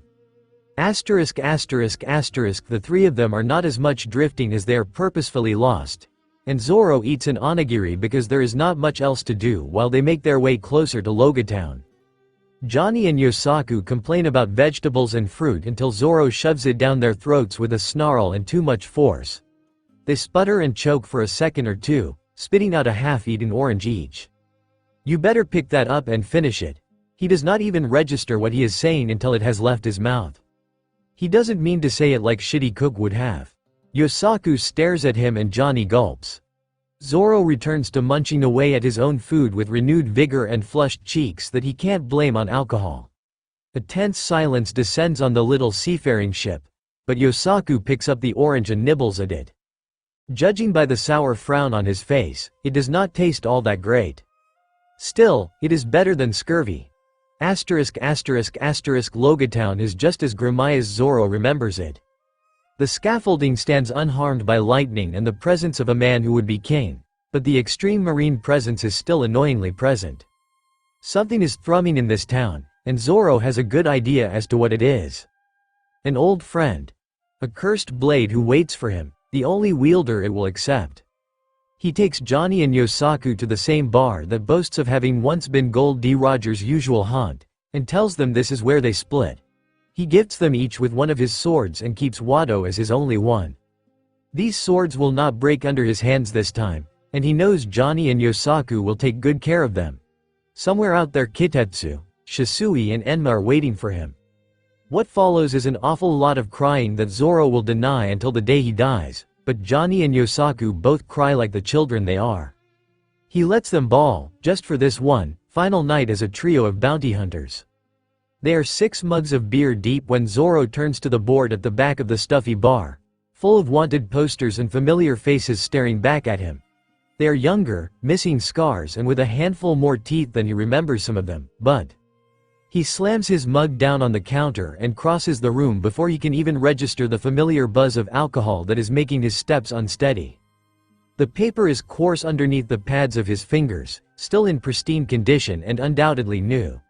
Zoro's blood boils, ears roaring and familiar anger simmering in his belly. His mouth is dry, eyes burning and staring, as though one might be able to kill another man through a piece of paper. If only it were that easy. If only he could get their goddamn laughs out of his head. Johnny throws a hand over his shoulder and the spell breaks. Who's this guy, Zoro Aniki? Looks like some big buffoon. You can take him. He slaps Zoro on the back. He glares at the infuriating grin of Jesus Burgess and all Zoro knows is hate. The paper crumbles and tears when he rips it from the board and stuffs it into his back pocket. He has half a mind to burn it or drown it in a mug of piss. But even that would be too good for a piece of shit like Burgess of the Blackbeard Pirates. If you ever meet him, says Zoro, and every syllable is like barbed wire in his throat that tears him raw from the inside, you run. Yosaku laughs, full of the kind of courage that only comes with alcohol, his cheeks red and mirthful. Only has a 20 million belly bounty, though. I'm sure we could. You run. Promise me that you'll never try and take him on. Or Lafitte, or Augur, or Shiryu or especially not teach, that utter foo. He is standing near nose to nose with Yosaku until Johnny pulls him back with a placating half-hug. Whoa. Okay. Zoro Aniki. We'll back off, don't worry. For how dense the two of them can be at times, Zoro's behavior is a glaring, red neon sign to back the hell off that even the two of them can read. He blames his wavering voice and the shaking of his hands on the alcohol. Johnny and Yosaku do not call him out on it, he wishes they would. There are rusted swords and dull blades by the hundreds in every barrel of the shop, tucked out of the way and down a suspicious alley in Logatown. It is not a place Marines frequent, nor is it a place any reputable pirate worth their salt would be found. Most people, in fact, would not be caught dead in this second-hand pity shop. Which is why Zoro is here, following a vague impression of screaming bloodlust. He is sure this is the right shop, although he has been through each barrel twice and still there is no Kitetsu. The old man heading the shop is the same guy, and his frown grows deeper with every hour Zoro spends inside his store without forking over any cash. If you're looking for swords, I have plenty that are better than the bargain bins. Zoro bites the inside of his cheek and gets to ponder for only a second. The bell above the door chimes with a new customer, and Zoro wonders how his luck is this bad. Did Luffy take all the luck with him? For a second time, Toshigi steps into the little shop and looks around at sword displays with stars in her eyes. It does not resemble Luffy in meat, absolutely not. He refuses to make that connection. Thank you very much. How may I help you, young lady? The owner turns to her, rubbing his hands together and throwing himself at the new customer. Zoro is tempted to knock over a barrel, just to be a. He does not, though, but only because he has not found Kitetsu yet and Nami has pounded it into his skull that he needs to be civil in order to get the things he wants. Tashigi ignores the salivating salesman and makes a beeline for Zoro instead, a look on her face that forces him to take a step back. He is pretty sure he has not done anything illegal yet. Okay, maybe not pretty sure, but partially. No, he has definitely still done enough illegal stuff to warrant an arrest from Tashigi, or any other marine. Should he run or? Is that Wado Ichimonji? Tashigi makes grabby hands for his sword and Zoro sidesteps her with practiced ease. His captain catapults himself at people on a daily basis. Avoiding a marine is a piece of cake. Watch it, he hisses, grabbing a sword from the bargain bin and shoving it at her like one might distance themselves from an unruly child. She looks so young like this, short hair, red glasses, yet somehow still dripping with raw ambition and, dare he say it, justice. Hands off, weirdo. Tashigi pauses her ministrations for a moment and Zoro thinks that might be the end of their interaction this time. Except she merely fixes her glasses and grabs her trusty handbook on swords, eyes not leaving Wado's white scabbard. If I'm not mistaken, that's Wado Ichimonji. She points at the sword, as if Zoro has not been swinging it around for 2 lifetimes. What a magnificent Shinogi Zakuri-style sword. The craftsmanship alone is, she might as well be salivating as much as the shopkeeper at this point. Zoro can't tell if she is frothing at the mouth or having a stroke. Zoro has his back pressed against the wall, a rusted sword hilt digging into his hip and an eager Tashigi 5 centimeters from his face. It's not for sale, he growls. His attempt to escape Tashigi's presence fails when she merely glances up from her book and her eyes pin him in place. He remembers the last time he saw her, and while she had been as a marine, there could be worse ones to encounter in Logia Town. He gives a long sigh and already regrets his next words. If I let you hold it, will you leave me alone? Really? He pulls Wado from its scabbard and hands it over to Tashigi in her shaking hands. She takes it with such utter care and wonder that his heart melts a little at the sight of it. It is like looking at a young Kuina, and his heart knows that this woman will go far. She will not surpass Zoro, but looking at her coup at a sword, he thinks it might not be what she is aiming for anyway. The shopkeeper staggers closer to the two of them, knees buckling and his wooden sandals making uneven clip-clop noises across the wobbly floorboards. The man gulps, a bead of sweat slipping down his forehead. Down, down, down it goes, to his chin and then it plops to the floor. Is that really? Zoro snarls. Yes, it's Wado Ichimonji, stop asking. I'm not selling it. He is less threatening without his other 2 swords, but the man still shrinks in his presence. Good enough. He glances at the walls, sword after sword and still no Kitetsu. I'm looking for a cursed sword, if you have it. Sandai Kitetsu. In the little shop of second-hand swords, all breathing aside from Zoro's comes to an abrupt halt. The shopkeeper sputters, gesturing firstly to himself and then at Zoro in short, choppy motions. Why in all the blues would you want that? Zoro grabs the man by the back of his shirt and relishes in the minor height differ up to his eye level. He grins, feral and wide, every bit the first mate of the Pirate King. Kitetsu is waiting for me. It is a declaration, and something in the air speaks. I'm waiting, find me. The shopkeeper bites his dry lips until they crack and bleed, eyes glancing at what must be his stockroom. He nods, slowly, and Zoro puts him down. The small man scuttles into the dark room. Tashigi is frowning, flipping through the pages of her encyclopedia. Oh my. Ah, she found Kitetsu's entry. On your head be it, says the shopkeeper and carries out Sandai Kitetsu, bundled in blankets and adorned with an absurd amount of talismans. Don't blame me if you get yourself killed. Zoro smirks, unwrapping his bandana from his arm and putting it on properly. Tashigi gasps and nearly trips over her own feet. You're that bounty hunter I've been hearing about. It sounds like an accusation, so Zoro merely shrugs and grabs Sandai Kitetsu in his hand. The roughened hilt is as surreal as it is comforting. Blood and gore and terror to everyone else. protection and power and vengeance to Zoro. Long time no see, buddy. Kitetsu sings, screams, cuts, in his hand and Zoro welcomes all of it. Tashigi asks him to go for a drink before he can escape, and they end up in a bar frequented by Marines, much to his dismay. The beer is decent, the company is decidedly less so. Tashigi fawns over Wado for most of the evening, but Zoro lets her. Her chatter is a welcome distraction to his buzzing mind. Reverse Mountain is within reach, and beyond that lies Mihawk and a pack of human drills. "Where are you heading?" asks Tashigi, after Zoro has made her pay for drink number 7. The tilt of her brow is genuinely curious, the flush of her cheeks to be blamed on copious amounts of alcohol. Zoro stares into the bottom of his glass. The beer froth is slowly popping and melting into a gross concoction of sloppy saliva and too warm brew. "Grand line," he says, and his fingers feel hot against the cool glass in his hand. "I have a promise to keep." Tashigi smiles and does not ask for more. Zoro hopes they can be friends this time, if they meet again. She might be a Marine, but she is one of the good ones. He heads outside with a claim of wanting fresh air, and leaves the little bar of seagulls behind. Zoro passes the scaffolding twice and he tells himself it is on purpose. He just misses Luffy and the scaffolding is a place of kings, after all. When he passes it for a third time, a sobering Tashigi is standing there and takes pity on him. She leads him down to the harbor, past marine checkpoints that forces a chill down his spine, and bids him farewell. She does not stay and watch what ship he gets on.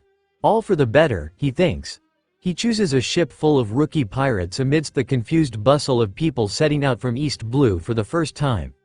Kitetsu is a firm and welcome weight at his hip, and Zoro breathes easier with the curse of untamed power pushing his shoulders down. To Reverse Mountain and beyond. Cheer the pirates, shit-faced and eager for whatever adventure awaits them as their ship begins the ascent of a mountain that stands entirely too tall for the blues. Having cracked open a keg by himself, Zoro cheers with them, to the Pirate King.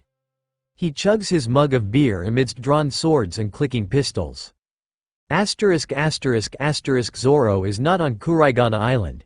Instead, he has ended up in some sort of tourist spot called Kyuka Island. He doesn't recognize anything, not the vegetation, not the laid-back people, or even the name. Other than cruise ships, damn those rich nobles. There doesn't appear to be much of anything other than a water park, more hotels than he can count, and a shopping district. There are a few scattered pirates, but they all shy away from him. He has kept his moniker as the pirate hunter. But hunting bounties is getting tiresome when his pockets are lined with enough money and none of them are a challenge anymore. Burgess' poster alone burns a hole in his pocket. No one is willing to take him to Kuraigana Island, despite threats of disembowelment. Such scaredy cats. He did not even unsheath Wado and they had all been pissing their pants. At this point Zoro is seriously considering stealing a boat by himself and just drifting around. It worked well enough the last time. Pirate hunter Roronoa Zoro. Some guy is leaning in the shadows of a building, 4 cigarettes crammed into his mouth. You're a hard man to track down. He breathes in enough smoke to knock out a horse, but somehow remains standing on wobbly knees that knock together. Zoro cocks an eyebrow. Who's asking? Coughing again. The man waves at a layer of smoke getting in his eyes. My boss has a proposition for you. He steps out into the light and, oh, Zoro remembers this one. Round head, a cutlass at his waist, and an obnoxiously large 7 tattooed on one cheek. For a secret crime organization, allowing Mr. 7 a tattoo displaying his rank seems counterproductive. How did Crocodile even keep tabs on him? It is way too early for Baroque Works to try and recruit him. Your boss can suck it. Zoro does not even put a hand on his swords. This sickly mess isn't worth staining his blades over. So scram, I have places to be. He does not entertain the idea of joining. As far as the world is concerned, Roronoa Zoro is a young bounty hunter. To Marines, he is a tentative ally. To rookies of the Grand Line, he is a nightmare. To the world, he is not a pirate. Yet, now, you haven't even heard my proposal, sputters Mr. 7, the dumbass who came before Vivi's Mr. 7. You'll find we have quite the employment benefits. No, says Zoro, and takes off. He leaves the coughing and hacking mess of a man behind and lets his feet decide his next path. He is not about to trade in Mahawk for crocodile.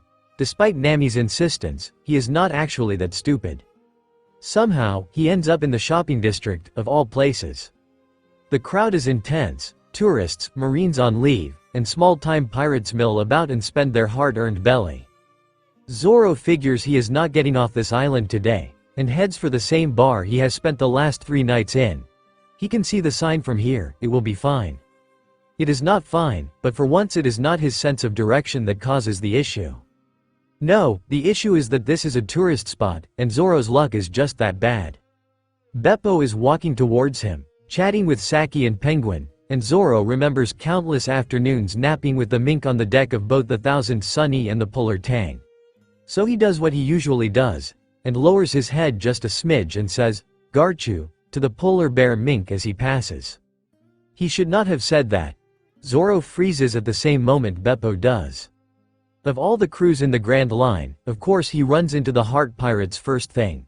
And of course he greets the mink like he usually does, except this Beppo hasn't been to Zo since he was a cub and Zoro is a stranger. A teenager somehow familiar with mink customs. Rorinoa Zoro. Mr. 7 is sprinting towards where they all stand, unmoving in the busy street. Zoro has enough time for exactly one curse and then he is off again, dashing away from the crowd and drawing his swords as he goes. The outskirts of the city will do just fine for putting this Mr. 7 back in the ground where he belongs. "I'm not interested in your damn agency," he hisses, Wado clenched between his teeth. Kitetsu is humming in his hand, eager and ready like always. A cutlass greets his refusal. "Then it can't be helped. This is where you must lose your life, tee-hee-hee-hee." Zoro rolls his eyes and gets to work. Cutting. Slashing. The usual. It does not take much before Mr. 7 is down in the dirt, equally as winded from his numerous cigarettes as the poor excuse of a fight. He sheathes Wado and keeps Kitetsu in hand. His observation hockey is P-death, electricity, lead. Zoro knows it like the back of his hand, but he does not let his guard down as Trafalgar Law approaches him with a twitching Beppo in tow. This is a man still marked by an unfilled goal. Don't think about the birdcage. Forget the screams of a dying Dressrosa. Law is a man who will not hesitate to strike down anyone who hurts his crew, just like Zoro's own captain. How does a bounty hunter from East Blue know a mink greeting? Zoro does not let his guard down against Trafalgar Law, but he does let his guard down against the downed Baroque Works agent. That is his second mistake of the day. His left eye explodes with a sharp pain and blood dribbles into his nose, his mouth, down his neck. Anyone else would be howling in pain. Zoro is not anyone, but what he is fucking furious. "I just got that eye back, you piece of shit." Kitetsu nails Mr. 7 in the kidney and Zoro twists the sword to a howl of pain. Mr. 7 bleeds out in the dirt, a whimper on his lips, and the stubs of his cigarettes hitting the ground one last time. Law quirks one eyebrow at the dying man lying at their feet. Zoro grabs his bandana and mops at his bleeding eye. The fabric scratches at his skin and, no, he can't see shit out of it. That's a nasty injury. Law has a smirk on his lips that has Zoro gritting his teeth. Beppo is twiddling his fingers, eyes on the ground. "Sorry," he says. "We didn't mean to distract you. I just wanted to ask if you've been to Zo, but my captain is a doctor. He can fix your eye." The mink looks like he is about to cry, either from joy or fear. Zoro isn't sure. Law's hand rests on a sheathed Kikoku, ready to chop him up at the first sign of tears from Beppo. Whoever says Law is a heartless bastard has clearly not met the man. "Zo's been a while for me, and don't worry about the eye. I'm used to only having one," says Zoro with a shrug. He doesn't elaborate, but his eye catches on the tattoos on Law's knuckles. "Did you do those yourself?" He already knows the answer, but lets Law nod his head anyway. "How about a trade?" Zoro grins and points at Beppo. "I'll let you grill me about Zo, and in return you let me tag along to wherever you're heading next. Maybe get a tattoo on the way." Law is not one for sharing his space with strangers. Zoro knows this fact well, but he also knows the man can't say no to the hopeful eyes of his mink friend. Zoro hitches a ride from the Heart Pirates, drinks Penguin under the table, shares what he remembers of Zo with Beppo, and asks Law for that second favor. "You're a minor," protests Law, filling up his tools with ink anyway. "And you don't care." Zoro pulls off his shirt and settles in a chair. It is the same type of chair Chopper keeps kept in their own medbay on the sunny, fabric smooth and the metal cold to the touch. If he closes his remaining eye and tries to ignore the humming of the puller tang, he can almost hear the familiar clip-clop of hooves on wood. Law snaps on a pair of latex gloves and the illusion breaks. "Don't fall asleep or I'll tattoo on your shoulder." Zoro huffs but opens his eye. "Still, why would you want something like this instead of me fixing your eye? I don't understand you." Maybe the surgeon mumbles it more to himself, but in the quiet room with just the two of them, Zoro hears it all the same. The machine clicks on and hums with a constant buzz. His skin burns where the needle touches and bleeds ink into his skin. Zoro ponders for a moment on how much to say. How to say it. "I'm the first mate," he settles on, and his head is somewhere else full of smoke and terror and Chopper's broken antlers and his swords through Robin's chest. Fuck. It's my job to protect them, whether or not I'm with them. This is just a reminder. No offense, but I haven't seen this design before. He snorts, and Law promptly hisses at him to hold still, dumbass. Of course Law wouldn't have seen it. His captain hasn't set sail yet. Don't sweat it. You'll start seeing it everywhere soon enough. Oh, Law wipes excess ink from his skin. My captain will be the Pirate King. Maybe it is suicide, mentioning something like that in the presence of someone who is on the fast track to becoming a supernova of the worst generation. It does not stop Zoro from saying it out loud, and it does not stop it from being true. Law hums, tossing out wads of bloody tissues and removing the needle from his skin. "Whatever, this was your second favor from me. I'll ask for one in return someday," Zoro yaw. His eyes take on that scheming glint that Zoro has come to recognize. He thinks of flamingos, cut strings, little people and the cheers of freedom that had echoed for days, and says, "That's fine, my captain won't mind." Gingerly touching the inflamed flesh on his shoulder, dark lines marring his skin, it burns not with pain but with pride. It will ground him through troubled nights, when he wakes up alone instead of to the sound of Brooke's violin, or Frankie and Usopp's tinkering at ungodly hours. When he wakes up on an unfamiliar ship, without his captain next to him and sea salt in his lungs. He wonders what Luffy will think of his tattoo. If he will trace it with his fingers on the grassy deck of a ship that has yet to be built, lean in close and.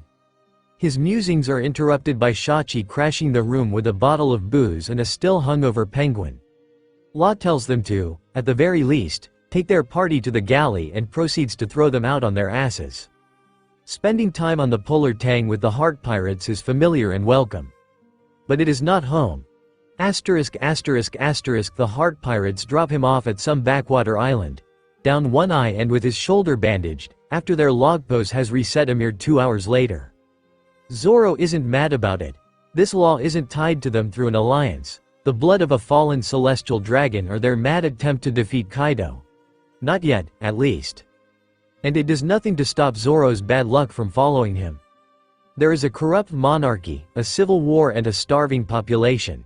None of the Straw Hats are heroes, but there is a girl begging for scraps, and he can hear Luffy telling him how starving people is mean. "Zoro, everyone should be able to eat meat when they want." Half a second later Kitetsu is buried in the neck of a guard who just shot a kid for stealing breadcrumbs. The dictator's home, a marbled palace with gilded windows, could have fed thousands if not more. Zoro has half a mind to cut it in half when one tower explodes into tiny shards of shrapnel before he has even lifted a finger. It seems he won't be fighting these dirtbags alone, at least. He doubts it will end simply by taking the head of the king, but it is as good a place to start as any. On his way, Zoro ends up freeing slaves in the dungeon, setting the courtyard on fire after passing it 3 times, and passing a pile of guards that he didn't cut down before he makes it to the throne room. It is fine. He meant to do all of that anyway. It just means less work for the people already tearing the palace and the nobles apart, and it would be terrible manners to not chip in.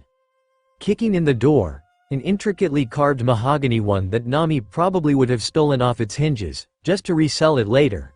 Zoro takes out the 4 guards stationed around a hideous golden throne that resembles a lily pad. The fat, little man sitting on it wears a crown, but has the face of a toad. Wado and Kitetsu drag trails of blood behind him in an unbroken stream, and he stops briefly to wipe the blades on the velvet curtains framing two large windows. The king shivers, shakes, pleads and squeals, offers him gold. He has enough. Women, he laughs, his kingdom. Zoro doesn't need a kingdom when his king owns the seas. It's nothing personal, he says, and positions his swords for a final Onijid type of guy my captain dislikes. Kitetsu pierces the flesh, a smooth stroke that separates head from body. And then there is a commotion outside the throne room that has Zoro looking up from the dead monarch in time to see three people tumble inside. Koala, Hakken, Sabo. Zoro sticks with the revolutionaries while they help rebuild the crumbling island into some semblance of a functioning democracy. They wrap his wounds and check him for concussions without as much as a peep. Maybe it's because he is a teenager. Maybe it's the blood of a dictator on his swords. For people who thrive on secrets, they are oddly respectful of his. Lurking in the war-torn hallways of the palace-made makeshift parliament and sickbay, Zoro wanders in circles. The night sky is unbearably bright against the desert landscape. Barely a day has passed, and what had once been a courtyard ripe with roses and palm trees has made way for refugee tents and a food stand handing out bowls of hot broth. It is strange, watching all of these things unfold. Usually Luffy would demand a banquet and they would be back on the sea come morning. Rarely had they been privy to this sort of recovery. Like animals licking still bleeding wounds. Is this how Robin spent her 2 years? Not necessarily dethroning corrupt world leaders, but staying behind for the rebuilding, for the healing of it all. There is no doubt in Zoro's mind that she would already be down in the courtyard, weaving through the people and offering soothing words or a helping hand, or three, to those in need. Zoro is not Robin, and so he clings to the railing of a looming balcony and watches people mill about instead. Even from his generous vantage point, the top hat he seeks in the crowd remains elusive. Enjoying the stars? Speak of the devil and he shall appear. Sabo steps out on the balcony, head tipped in a polite greeting. My apologies for not greeting you sooner. I would like to thank you for all your help. This island is notoriously difficult to get to, so I have to applaud you for. I can't navigate, says Zoro, not even sorry about it anymore. Sabo stares at him, and stares some more, until Zoro averts his eyes and scuffs his boot against marble tiles. It is incredible, he thinks, how one reverts back to a bumbling teenager when faced with one of Luffy's siblings. Dragging a gloved hand over his face, Sabo grimaces so hard that it pulls on the scar on his face. What do you mean you can't navigate? Are you saying you didn't mean to end up on this island? Worst of all, Sabo sounds personally offended. I was aiming for Kuraigana, says Zoro, trying to ignore the way his ears are undoubtedly tipped red. But I guess ending up here wasn't too bad. I was going to track you down sooner or later. That probably came out wrong, considering his bounty hunter reputation. Sabo immediately goes for the pipe resting at his side, a scowl on his face. Not like that, Zoro hurries to clarify, because the blonde looks about 3 seconds from hurtling him over the railing of the balcony, judging by the flexing of his fingers. I know you don't remember things from before the Revolutionary Army, but I'm a friend of your little brother's. Yeah, no need to open a bigger can of worms than he needs to right now. Slow and steady wins the race. He can always get that second shovel talk at a later date. I have a brother. Sabo is shaking, minuscule tremors that are making his jabbit vibrate where he stands. I don't remember having a brother, though. How do you know this? It might almost sound accusing, if not for the lilt in his voice. That twitch of his eye that Zoro has learned to read as tell me more. Zoro leans against the railing, the cool stone a brief moment of something grounding. You have two, actually. Ace and Luffy. They're both pirates. Or, Luffy will be in the future. Just like he will be the Pirate King. It is a fact. Sabo remains quiet but doesn't go for his pipe again, small victories. He takes it in, or at least he appears to be, and Zoro lets the silence hang between them. Not uncomfortable, but promising something more to come. Zoro glances up at the stars again. He can't remember the constellations, mainly because Luffy would insist at least half of them made up some sort of giant meat cluster. Partially because he would get the names wrong on purpose, just to hear Robin correct him whenever they shared night watch. There is an inhale, and then, Kuraigana Island, is that where my brothers are? No, Zoro shakes his head. But it is a step in getting back to them, to Luffy. He turns to Sabo again and takes in the smile on the other man's face. All teeth and danger, just like Zoro remembers him. Had they not been on the same side, Zoro may have cowered. Sabo's smile does not falter. How about a trade, then? I hear pirates are fond of those. Zoro doesn't decline his offer, and so while the revolutionaries prepare a boat and navigator to get him to Kuraigana Island, Zoro spends the next 3 days telling Sabo any and all stories that he can remember about the three brothers. Sabo tells him more often than not, a question on his tongue ranging from trivial things like, what does Luffy's smile look like, to the outrageous, so if Ace is made of fire, does he poop? If Zoro had any doubts about the three brothers being related, if by sworn brotherhood only, those doubts have been firmly dispelled. Sabo is about as reckless as Luffy, as distracted as Ace, and as calculating as Zoro remembers him. Before the slaughter at Mary Joie's, before Luffy had been broken once more by the loss of yet another brother. The questions eventually die down, and Zoro finds himself regaling the other man with a tale of a monster named Marshall D. Teach, Blackbeard, the execution of a brother that nearly ended the boy who would be king, and a journey which became steeped in loneliness. A tale that, this time, will have a different outcome if Zoro has a say in it. Throughout it all, Sabo remains quiet. He nods at the appropriate places, takes notes with a hand that does not waver like Zoro's voice does. The swordsman half expects Blackbeard to jump out of the shadows, a zihahaha on his lips and Luffy's hat in his hand, drenched in the blood of his crew. He does not, though. By the end of it, Zoro trails off, his throat raw and body jittery from the panic lurking underneath his skin. Sabo pulls the swordsman into a hug, squeezing tight, just like Luffy always does, and says, I'm sorry you had to go through all that, but thank you for taking care of my brother. He pats Zoro on the head, like he is a child and not the first mate of the Pirate King. For what it's worth, I'll be there to help you from now on. We're keeping them alive this time. All of them. Zoro sobs, just once, curled into the protective embrace of a brother who can't remember, but who nevertheless believes this stranger and his even stranger story of a time that has not yet come to pass. Like that, Zoro's days with the Revolutionary Army come to an end. When you remember, says Zoro, as Sabo follows him to the pier. Not if, but when. Come find me again. I trust the Revolutionary Army can keep tabs on a lone bounty hunter turned pirate. He pulls Sabo into a quick hug and lets go before the other man can even begin to register what just happened. Sabo laughs and gives a jaunty wave, always so infuriatingly composed, as Zoro jumps onto the unassuming cotton trading ship that will take him to his destination.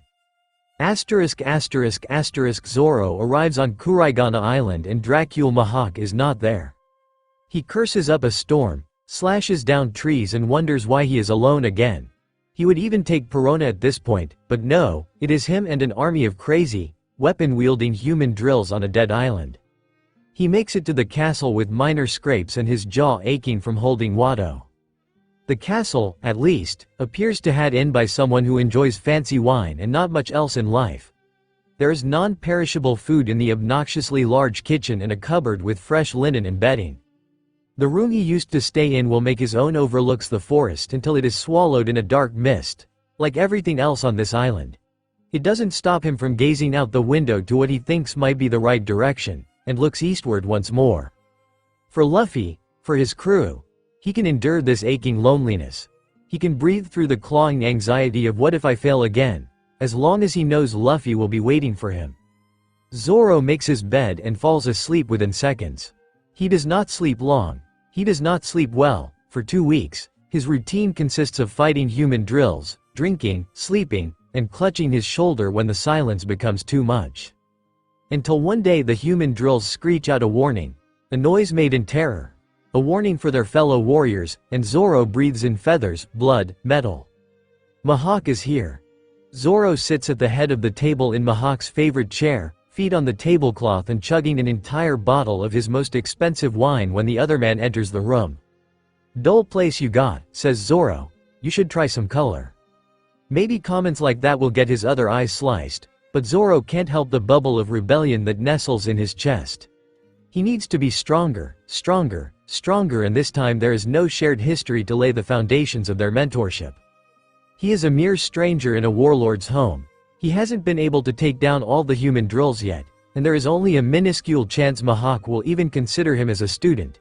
He doesn't have a bounty, nor a trail of destruction tied to his name. No official Jolly Roger to dedicate his wins to.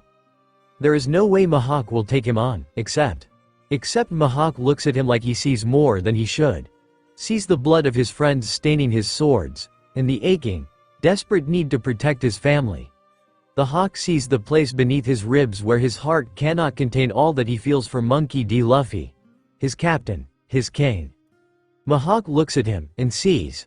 How curious, he says, and grabs the wine bottle from Zoro's hands before replacing it with a third sword for Zoro's collection. For paths to be so tightly knit together, despite the distance. For a second, Zoro is not sure whether the man means the literal distance, or the time that bent under Luffy's will and Shandora's chime. Maybe the answer doesn't even matter. The eyes of the Hawk have always seen more than they should. I will teach you, young swordsman. But if I find you in my chair again, I will toss you to the Sea Kings come morning. Do not tempt fate more than you already have. The man leans against the table and waits. Zoro gets out of Mihawk's favorite chair and does not sit in it again. For a year and a half, Kuraigana Island is the closest thing he has to a home. Then he leaves, in search of another. Bounty hunting in the Grand Line is decidedly different from bounty hunting in the Blues. Zoro does not necessarily enjoy it, but it keeps his pockets lined with belly and his stomach full. It means information gathering without having the Marines breathing down his neck. See, Nami? Even he has his bright moments. He does not remember this island either, with its burned grass and lumpy dirt paths. Zoro hunts, gets paid, leaves for another town, and the cycle continues. Sleeping, drinking, eating. Zoro does not ponder whether splitting from his captain was the right decision that day on Dawn Island. What he does ponder is whether he is doing enough. The wanted poster of Jesus Burgess, stained and torn and crumbled, is still in his pocket, but the man is not on this island either. He is not anywhere Zoro is, and that is part of the problem. While Zoro lingers on an island, alone, Luffy is making his way to the Grand Line. Has his captain found Nami yet? Or Usopp? Should he cook? Is Luffy sleeping, or does he see the same agonized faces Zoro does every time he closes his eyes? The grass beneath his feet does not sway with the waves, and the screeching birds are not seagulls, but some strange, woodland species he can't name. Usopp would know, or he would make up a ridiculous name to the cheers of Chopper and Luffy alike. Frankie would clap too, and scare off the birds without meaning to. Brook and Robin would laugh, one overly loud and the other a small huff. Nami would yell at them for wasting time, and Shitty Cook would. It doesn't matter what he would do, because none of them are here. Zoro does not cry, but it is a near thing. It has been 2 years of friendly and unfriendly people. Of Jolly Roger after Jolly Roger that is never the right one. Of friends who have become strangers, and who look at him without seeing Straw Hat. More than anything, Zoro wants to go home, to the Thousand Sunny. To his family, to Luffy. He knows he can't, not yet. This is an island of roiling thunder and constant, drizzling rain that seeps into his robes. And no damn leads. Chasing down leads on Burgess is like pulling teeth. Or borrowing money from Nami. Zoro hears nothing for days. No sightings of Burgess, no Blackbeard, no nothing. He trains, if only to stave away the building frustration for as long as he can. His mood plummets with every island visited and no new information gained. It is beyond frustrating.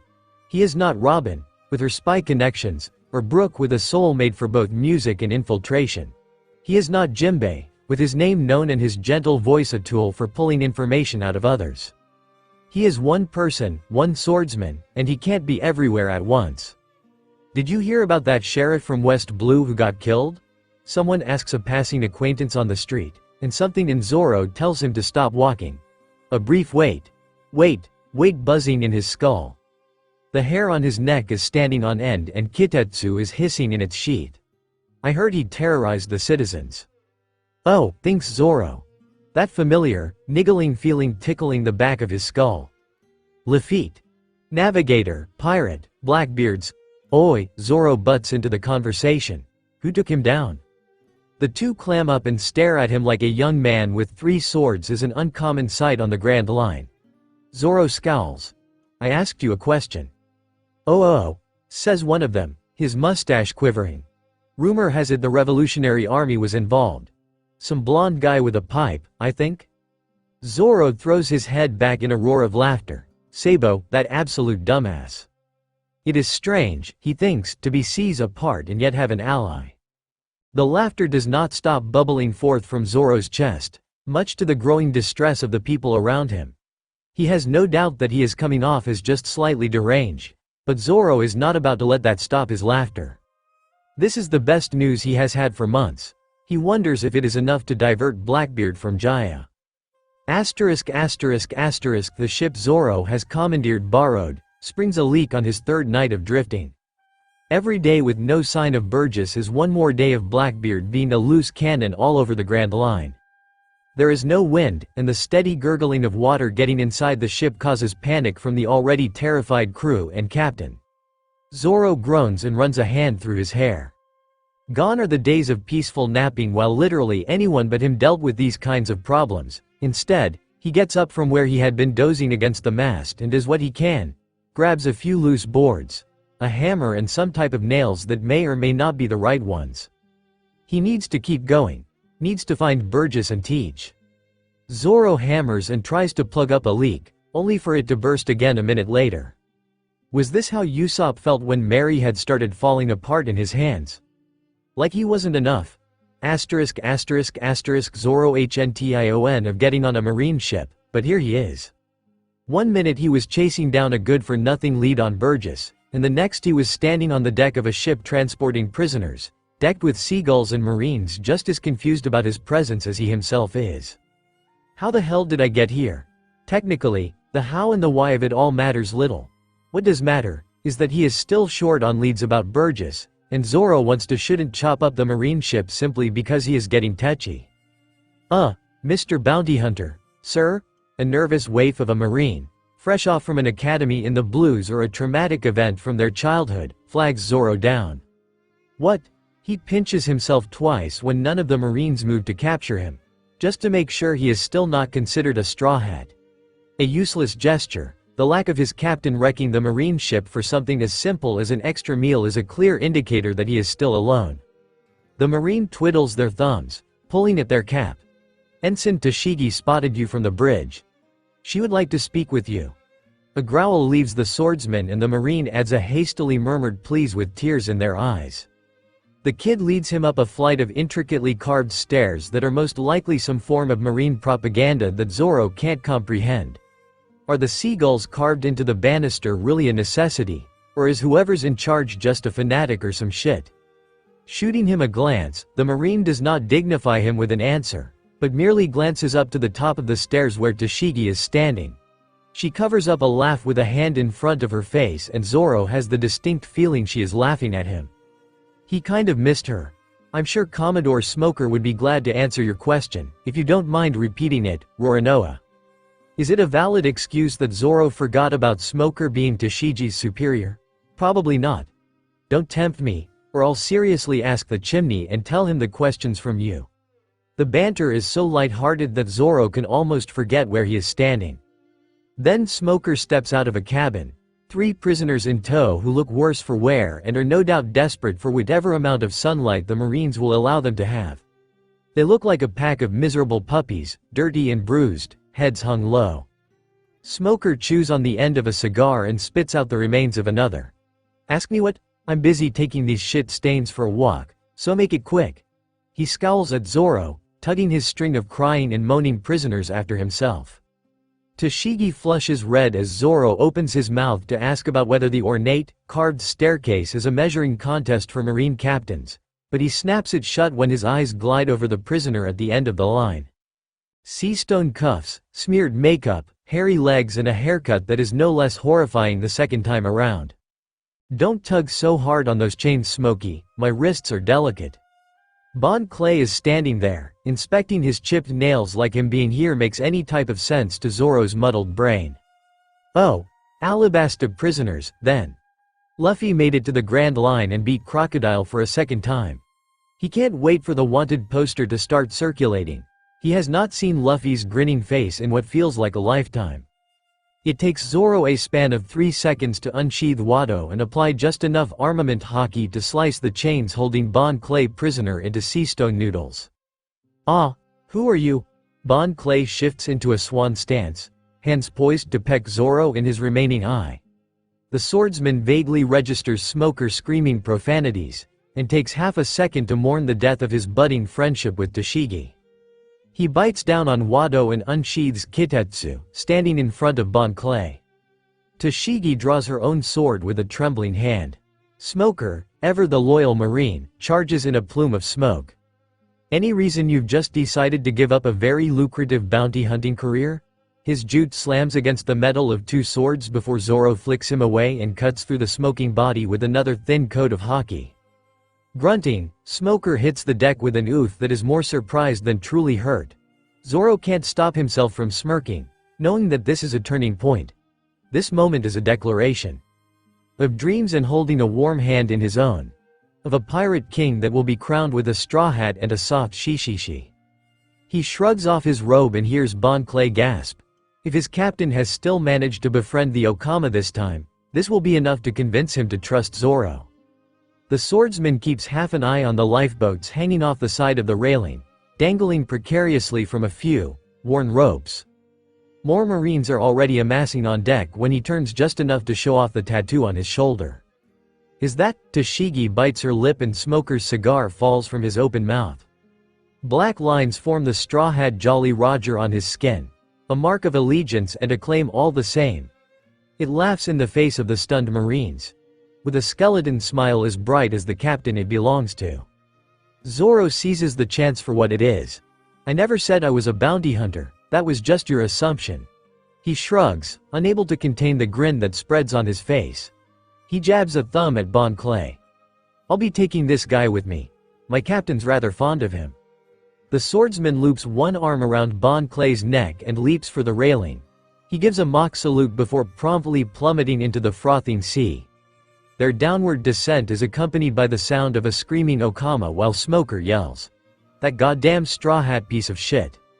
Kitetsu nicks several ropes on their way down and they land in a rickety lifeboat. Bon Clay is still screaming, processing the events when Zoro takes a deep breath and cuts the marine ship in 2 with the flick of a wrist.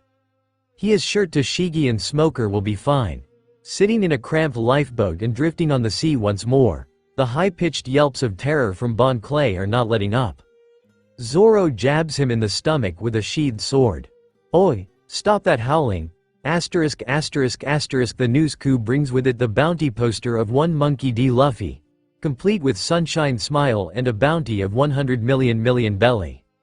Zoro clutches it tight against his chest. He remembers this one well. After Crocodile and Alabasta. After Luffy got stabbed in the stomach and left to bleed in the sand. "Swan guy," says Zoro, sitting across the Okama in their tiny lifeboat and with no islands in sight. "Do you know what happened to Nami in Alabasta?" Bon Clay scrunches his face. Nami, the money-hungry witch," he clarifies. "Ah, I think she fought Miss Doublefinger." The man is smiling, so Zoro figures the fight can't have been too bad. What a brave young swan. A bit too screechy at times if you ask me, but a reliable first mate for Straw Hat once she got over her cold feet. Zoro can't stop the bark of laughter that leaves him. "What's so funny?" Bon Clay pouts, painted lips glistening in the baking sun. The hiccups of laughter won't quit, but Bon Clay waits until the hysterical swordsman peters off into huffs. "She's not the first mate. I am." He can't imagine Nami will be too thrilled to carry that title in public. But she might have to, until he gets back. Bon Clay's eyes grow comically large. Zoro is not sure whether he should be offended or take it as a compliment. As a minute of silence passes, then another 2, Zoro can't be bothered to make the distinction. Above, in a blue sky that promises sunburn and chapped lips for days, a seagull screeches. Zoro hums, watching the bird soar higher and higher until it is swallowed behind a wisp of clouds. She's not a bad stand-in, I guess. Nami is too prone to running, too scared to believe in he-she will get there. Zoro knows it. And perhaps this time she will get there faster without him by their side. He remembers stories being told, long, long ago when they had gathered in Wano, of a red-headed weather witch who outsmarted a sweet commander. Someone who stood up to a Yonko and held her ground. She might be a money-grabbing thief on a good day, but Zoro can't think of anyone else he would want to look after their crew while he can't be by their side. Nami will do just fine.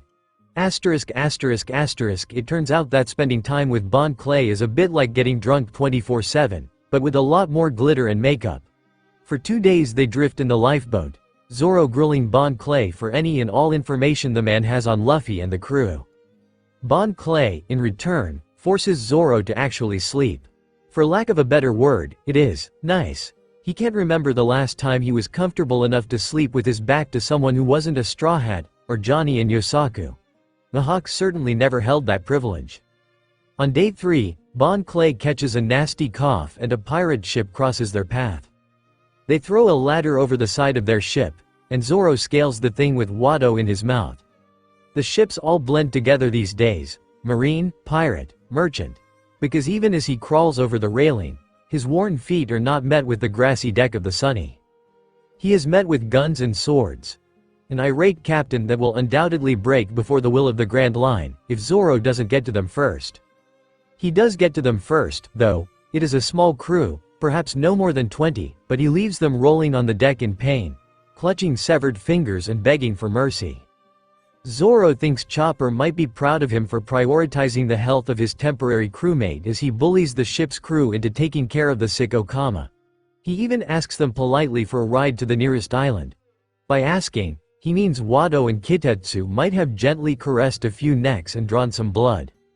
Zoro makes the captain break down crying, and Bon Clay takes over the medical ward to set up a new rendition of some play he made up. Chopper would not have allowed this kind of folly on board the Thousand Sunny, but Zoro lets the Okama have his fun for now. He never did think he needed to watch a badly staged performance of when Straw Hat Boy kicked Crocodile in the nuts. But, well, the poor pirate crew turned reluctant cast dresses in makeshift hospital gowns and terrible makeup, and Bon Clay is a fairly decent director. Zoro smiles, and his shoulders are just a little bit lighter than the day before. Granted, he laughs more than he should at the terrified faces of the miserable crew, but it is cathartic. For once, the persistent screams in his mind are quiet. Bon Clay puckers his lips and blows kisses that the crew are not quick enough to dodge. Thanks for an inspiring performance, boys. Zoro is glad that Chopper is not in this medical ward, as the Okama proceeds to down a solid 10 shots of whiskey after a terrified doctor has managed to get some cold medicine in him. The little reindeer would have been pissed at him for letting it happen in the first place. But Chopper isn't here, and Zoro joins Bon Clay for a second round of shots. So far, Zoro has not asked the Okama to leave. Bon Clay, in turn, has nowhere better to be. It is the type of companionship that shouldn't work on paper, and yet Zoro's silence and sporadic napping does not bother Bon Clay. The exasperated huffs and the dramatic retellings of any story Bon Clay can think of does not make him stab the Okama either. It hits Zoro once they find themselves in Water 7, that Bon Clay reminds him a lot of Usopp. The same penchant for tall tales, an overly excitable demeanor that can just as easily switch into sobs when Zoro is about to do something stupid. Like he usually does with Usopp, Zoro ignores most of Bon Clay's warnings too. Water 7 is a strange island full of winding canals, sprawling pirate activity, and a whole host of shipwrights. In theory, it should be a relaxing place for the two of them. Too chaotic for them to be noticed, too sleepy to be any real danger. In reality, Zoro can't sleep. No matter what food he eats, it is nothing but ash on his tongue, and even the usual drink does nothing to quell the buzz of something beneath his skin. A walk to the harbor on his own, through the desolate area of scrap metal and piles of junk heaped so high one can barely find their way around, ends with Zoro puking up what little he had in him. Bon Clay is not here to see him, safely tucked away in an inn further inland, unaware of the anxiety that claws at every part of Zoro. Up his throat until his fingers prick and his vision is tinged black at the edges. He heaves again, not sure if he is aiming to draw in air, or get rid of whatever is festering within him. It's been years without Luffy. A small piece of wood lies lonely between all the metal. It beckons him. The wet grain is slimy under his fingers, and yet he takes it with him, clutches it with both hands until it groans and creaks. Water 7 means many things to the Straw Hats. It was a stepping stone for Robin's freedom, where Luffy first learned of his father, where Usopp saw that piracy required sacrifice, and that some things were beyond their control. Water 7 is where they laid Mary to rest. Zoro cradles the piece of wood to his chest and walks back to their room at the inn. Someone greets him, but Zoro's eye is on the wood and his ears are stuffed with cotton.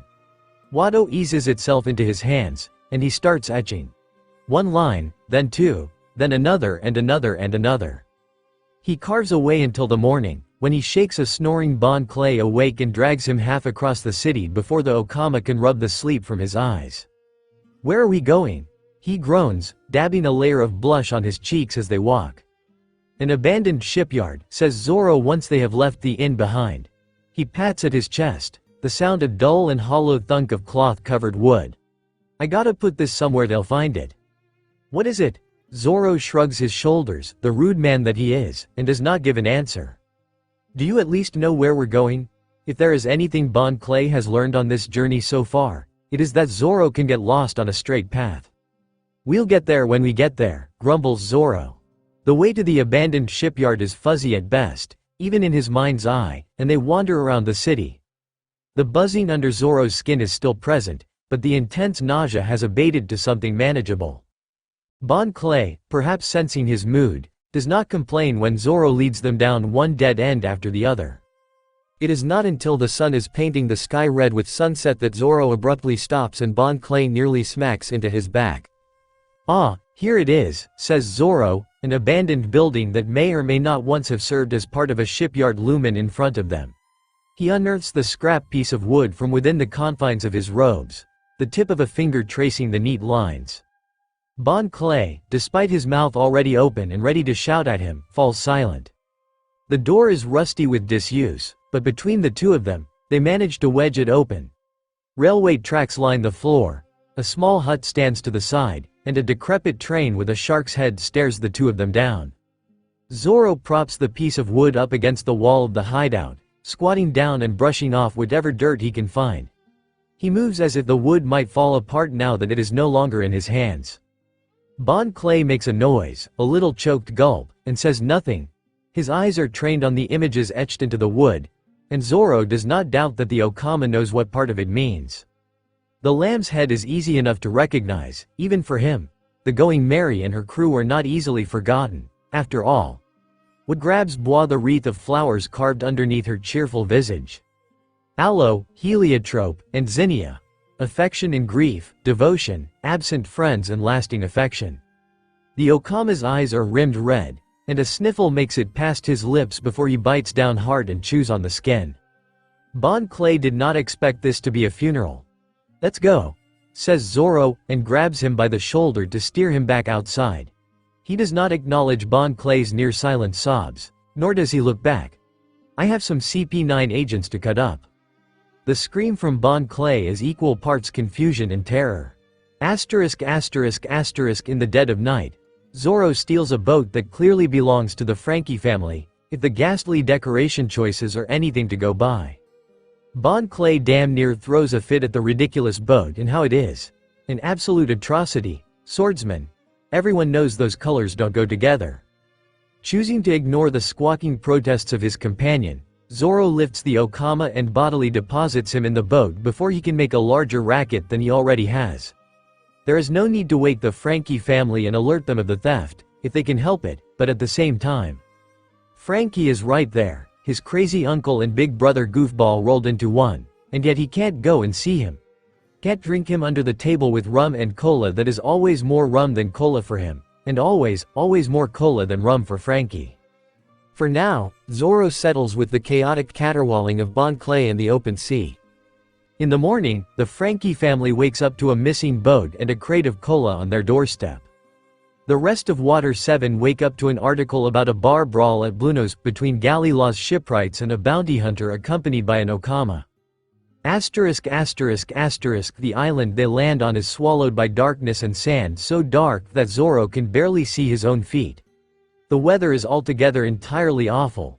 What had started out as a light breeze somehow whipped itself into a full-blown sandstorm and Zoro has lost track of Bon Clay.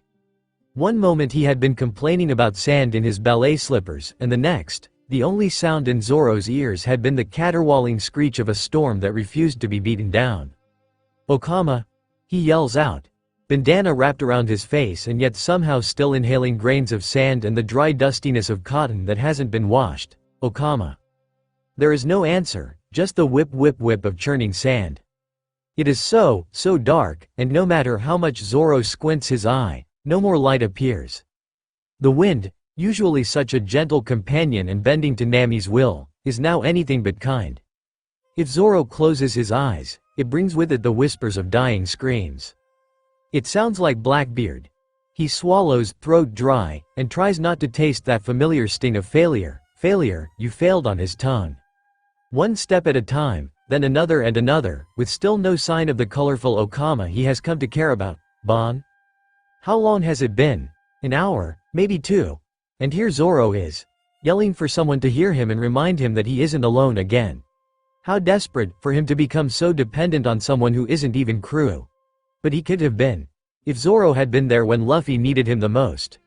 If Bon Clay hadn't needed to sacrifice his life for a captain that had gone to war without his crew. Bile rises in his throat, and he cups a hand to his mouth to quell it. The nausea comes and goes. 1 step is fine, 2 more is doable, and then he pauses again. Zoro bends over in the sand, rips the bandana from his mouth and vomits what little is in his stomach. His vision swirls, edges of black seeping into his eye, his body, his mouth, his brain. It devours. His crew. His crew. A hand reaches for his throat, thick fingers tipped in black and Zoro can't breathe through the zihahaha ringing in his skull. He claws at his own throat, nails catching on skin and drawing blood and darkness and grains of sand and Blackbeard's hand isn't there. The storm, for all its rage, dies as swiftly as it came. Zoro, on his back in the sand, manages to curl up and vomit on his side, just like Chopper had taught them to do after they had seen the little reindeer taught them all how to vomit without choking on it, after. How had Brook done it, alone for so many years, with no one to keep him company except the memories? Years and years, haunted by the sight of his crew dying one by one in front of him. Knowing that no matter how hard you tried, they weren't yours to save. Zoro closes his eye, squeezes until patterns burst on the inside of his eyelids, and he breathes through the sour taste in his mouth. The wind, its fury quelled, returns to nothing more than a gentle lull. For a second, the rummaging grains of sand sound like the beginning of Bink's sake. Soft little plinks of a piano that isn't there. Sunlight breaks through dark clouds, and the warmth on his raw skin is a balm.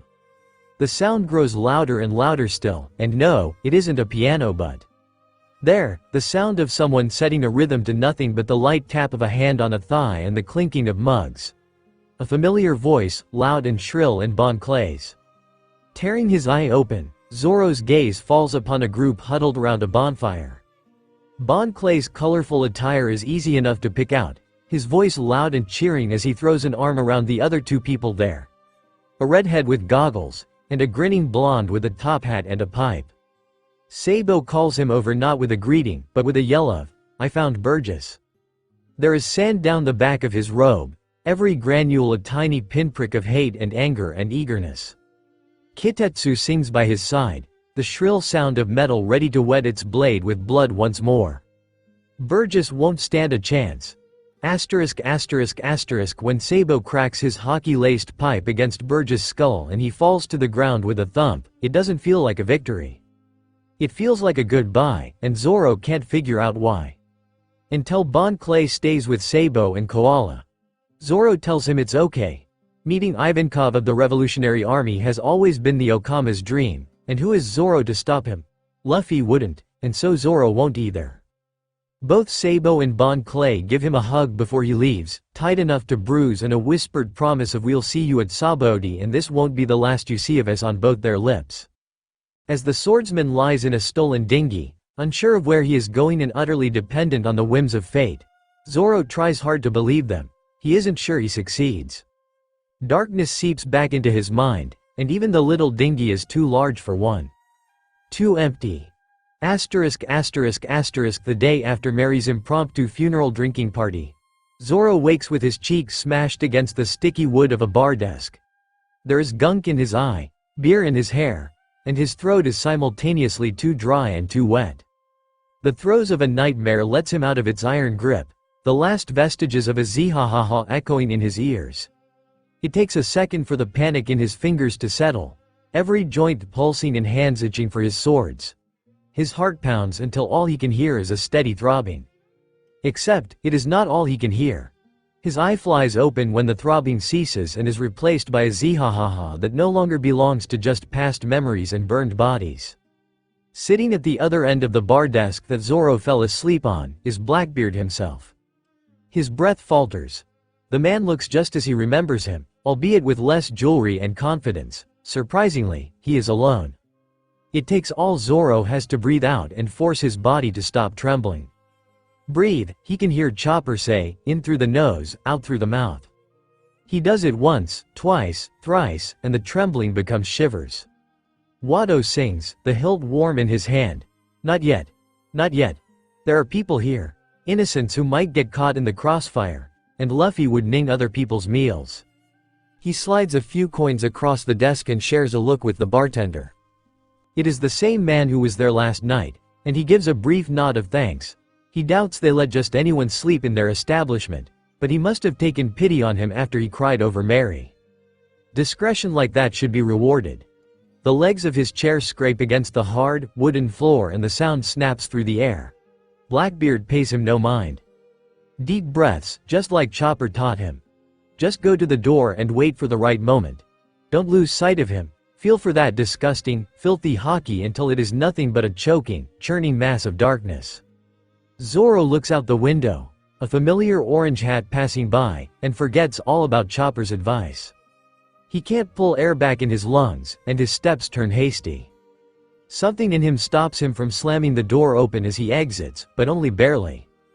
Ace is there, crouching by an open window that leads straight into the bar, gnawing at one finger and glaring at Blackbeard's back like his life depends on it. Fuck. He is on fucking Banero Island. His feet take him to the other man and he grabs the Whitebeard commander by the shoulder. Don't attack him. Ace shakes off his hand and a snarl leaves his throat. His fingers are smoking, and it is a matter of seconds before Ace gives away their position and they lose Blackbeard again. Never again. The bastard is dying today. The problem is that this Ace doesn't know him. Didn't spend nights huddled around the fire while traversing the desert landscape of Alabasta. This is an Ace whose anger still burns brighter and brighter. Zoro spends about 2 seconds thinking of possible actions, before promptly deciding to take a page out of his captain's book. He simply stops thinking and acts. And so the words tumble from his mouth before he can think better of it. Sabo is alive. His nose explodes in pain right after, and it takes a second for Zoro to place the fact that Ace just punched him in the face. What did you just fucking say? Smoke curls around the edges of his mouth. This feels like one of those moments where Nami would have rapped him on the head with a knuckle and a screech of "Are you out of your mind, you dumbass?" Blood trickles from his broken nose, and Zoro tips his head back to try and stem the flow. It does little except make sure it all pours down the open front of his robe and down his chest in steady rivulets. Ow. Zoro has had worse pain than this, but it is also the first time Ace has ever punched him. He should probably feel a bit bad about it, but then another zihahaha comes out of the open window, and Zoro spits out a glob of blood. Sabo is alive, he says, setting his nose with a crack. He doesn't remember anything from Goa, but he wants to meet both you and Luffy again. He knows that you're going after Blackbeard and he's been helping take out his crew members. Ace gapes and blinks. How the look, says Zoro, because the longer they stand here, the longer Blackbeard gets to breathe. I'm Roronoa Zoro, first mate of the Straw Hat Pirates, and if your ass gets killed while you're on this revenge quest, I will personally drag you back from the pits of wherever the fuck just to call you a goddamn moron. If you die, Luffy will never get over it. That seems to do the trick. The fire on Ace's shoulders is a smoldering simmer. You weren't in Alabasta. No, I was too busy tracking Blackbeard's first mate. Didn't find him until later, but he's dead now. Sabo helped. The gurgling screams of Burgess will be a sweet melody that Zoro never forgets. Ah, says Ace. I wondered why his crew was missing. Still, I wouldn't have thought Luffy would send one of his own crew. Zoro shrugs. Luffy had a feeling. And those tend to be right, so I'm not one to argue with my captain when he gives an order. Ace, like any other D, frowns but nods as though it makes perfect sense. Or maybe it only makes perfect sense for someone who was raised by Monkey D. Garp and a horde of mountain bandits. We both want Blackbeard dead, so I suggest a temporary alliance. These things should be more formal, Zoro knows. And Jinbei would probably yell at him for not following procedure. There should be sake, a party, and terms to be agreed upon by both captains. But formal has never been Luffy's style anyway, and thankfully, Ace has never been a man for traditions. The Whitebeard commander grabs Zoro's outstretched forearm and gives it a firm press. All right, he says. Let's see what my little brother's first mate can do. On the other side of the window sits the man who caused the downfall of so many people. Who laughed every time the Straw Hats and Heart Pirates buried another crew member and vowed not to let their deaths be in vain. The man who has kept Zoro from his captain for years and years. Inside, Blackbeard eats cherry pies, spitting crumbs and letting booze sink into his unkempt scruff. The pub is emptying out, the morning rush settling into a languid pace. Good. He has no idea what is coming. He has no idea of the pain Zoro will enjoy inflicting upon him. He doesn't need a devil fruit to gut Blackbeard like the animal he is. Zoro taps the edge of the window with the hilt of his sword. Let's lure him out. The fucker is going down. Ace grins, wild and feral. Just like Luffy, Blackbeard dies today. It's about time. Asterisk asterisk asterisk, his ear feels like it's burning, yet somehow also missing. It is an odd sensation of phantom pain, and yet it is so far down the priority list for Zoro that he doesn't even register that it is still bleeding until Ace hands him a strip of cloth and gestures to his mangled ear. It feels wet, but like it is not just blood seeping out of the wound. Like Blackbeard is still holding a hand tipped in darkness to the side of his skull and pressing until Ace had torn the man off him. Like the yami yami no mi itself is trying to force itself inside his brain. Thanks, he says instead, and presses the cloth against the searing pain at the side of his head. The wound feels like victory. He hopes it will scar. On the ground lies Blackbeard, with an empty gaze and his mouth stuck in a laugh that has finally been silenced. The man's chest has been caved in, the skin around the wound still sizzling from Ace's fire. His hands, the same hands that have haunted Zoro's nightmares, are broken. Joint by joint torn open with bone peeking out and utterly still. I'll need to bring his head back to Pops, says Ace, nose wrinkling. The curl of his lip isn't amiss, but Zoro can't tell whether it is aimed at Blackbeard, or the fact that Ace might not be too keen on removing the head of a body post-mortem. "'Sfine, I'll do it." Zoro cracks his neck and rolls his shoulders. He keeps one hand pressing the cloth against his ear, and unsheathes Wado one more time. The edge of the blade is drenched in blood, and Zoro isn't looking forward to the extensive maintenance he will have to do after this. Mind if I take his fingers? Ace makes a noise and Zoro takes it as a shore. Luffy's older brother, for all that he is a seasoned pirate and a Whitebeard commander, turns away from where Zoro stands over Blackbeard's body. Wado poised over the paling skin of a dead man. Zoro will gladly do this. Has dreamed of this. There is a brief resistance of bone and flesh, and then Blackbeard's head is gone from his body. Another quick flick of Wado and the man's fingers, rings and all, are no longer attached to his hands. Luffy has never been much for severed limbs, aside from Law's shenanigans, but Zoro can't help but think that Luffy is going to like this present. "Yeah, no, I feel like just a couple of fingers aren't enough to repay you," Ace hums, scratching his chin. The Whitebeard commander grins at him and slings an arm around his shoulder. "You back to the Moby with me? We'll have a big party to celebrate and all the booze you can drink. I'm sure Pops would like to thank you, too." There is already a protest on Zoro's lips, but Blackbeard's fingers are a comforting weight in Zoro's hands, and the pressure of hurry, don't let them die is quieter than the day before. Zoro looks at Ace, his freckled face grinning and his chest breathing, and sees Luffy in that same sunshine grin of his. Okay. It is only 2 syllables, but it feels like breathing for the first time. Asterisk asterisk asterisk the booze flows easily. Beer, sake, and whatever in the 4 blues that Ace has in his mug. Zoro, since arriving on the Mobi, has chugged whatever alcohol he can get his hands on and kept it coming. His ear, mangled and shoddily bandaged, pulses and throbs in a way that makes his heart pound and the skin on his body break out into goosebumps. Alive, his body says. Everyone is alive.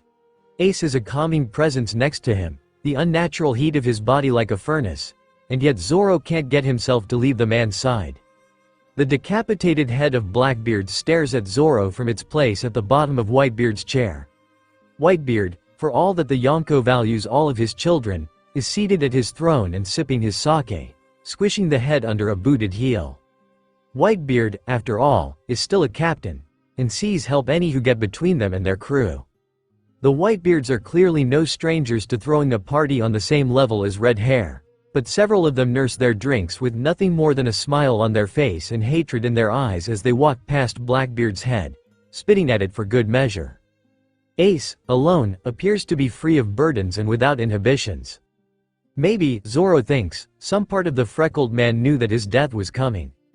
Maybe the booze goes down so easily, because he too feels the elation of having escaped death once more. Zoro drinks and drinks and drinks, and wonders if he has felt this alive since his own crew died. He can't recall. Nudging Zoro in the side, Ace pours him another drink and clinks their mugs together. What a fucking day, huh? What a fucking lifetime. Zoro taps his ear, the shredded one, and says, "What?" just to hear Ace talk again. Alabasta feels so long ago. When their biggest threat was a crazy warlord, one of many to come, and the doubt of whether or not Vivi would join their crew. Back when their crew had still felt incomplete and small. To Ace it was yesterday. To Zoro, it will be a memory he never made this time. But that is okay, because Zoro leans his head on Ace's shoulder, wincing as he grazes his bad ear and instead settles on his cheek against that warm skin. Yeah, what a fucking day. A tap on his shoulder and Zoro's eye flies open. When did he close it? Marco the Phoenix towers over him. A pad of gauze in his hand. The man still looks the same as when they buried him, saw him in Wano. Sit up straight and let me have a look at that ear of yours. It looks like Ace just slapped you with some bandages and called it a day, yoy.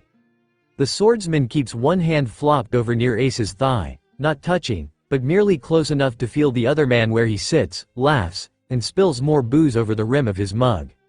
Marco is quiet and soft as he gets to work, unwrapping Zoro's bandages and bringing out a pair of tweezers. Zoro tries not to wince when Marco pokes, prods, and picks debris from his torn skin. He is dozing off when Marco plucks a tiny pebble from his skin and says a low and careful, "Thank you." Blinking awake, Zoro looks at the phoenix, his shaking hands and the bags under his eyes. His eyes, which should have been on the wound he is trying to clean, are firmly set on Ace. "'S fine," he says, and wishes the sake in his mouth would stop tasting like ash and blood. He takes another swig of his drink, and the burn in his throat is suddenly too sweet and cloying. Zoro forces it down anyway. "I had my own issues with Blackbeard." Marco raises an eyebrow but doesn't ask for an explanation.